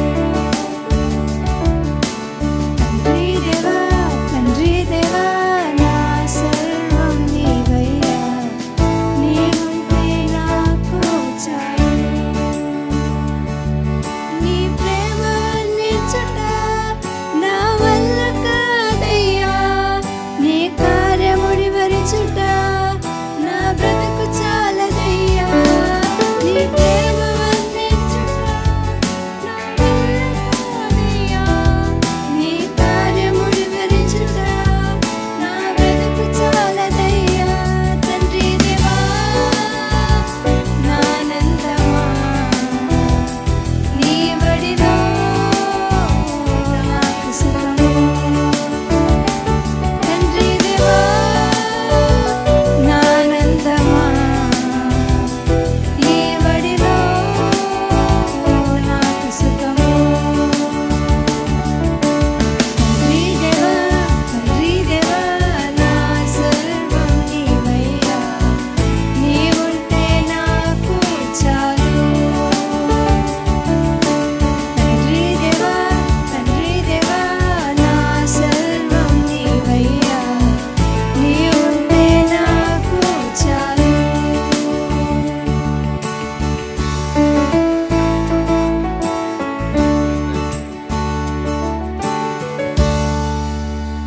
உம்முடைய நாமத்திற்கே மகிமை உண்டாகட்டும். கர்த்தர் உங்களை ஆசீர்வதித்து உங்களை காக்க கடவ. கர்த்தர் தம்முடைய முகத்தை உங்கள் மேல் பிரகாசிக்க பண்ணி உங்கள் மேல் கிருபையாயிருப்பாராக. கர்த்தர் தம்முடைய முகத்தை உங்கள் மேல் பிரசன்னமாக்கி உங்களுக்கு ஷலோம் கட்டளையிடுவாராக. ஆமென். நாம் எல்லாரும் சேர்ந்து சொல்லலாம். என் ஆத்துமாவே கர்த்தரை ஸ்தோத்திரி, என் முழுவலுமே பரிசுத்த நாமத்தை ஸ்தோத்திரி, என் ஆத்துமாவே கர்த்தரை ஸ்தோத்திரி, கர்த்தர் செய்த சகல உபகாரங்களை மறவாதே. ஆமென். ஆண்டவராகிய இயேசு கிறிஸ்துவின் கிருபையும் பிதாவாகிய தேவனுடைய அன்பும் பரிசுத்த ஆவியானவருடைய ஆழமான ஐக்கியமும் இன்றும் என்றும் சதா காலமும் நம் அனைவரோடும் தங்கி இருப்பதாக. ஆமென். ஆமென்.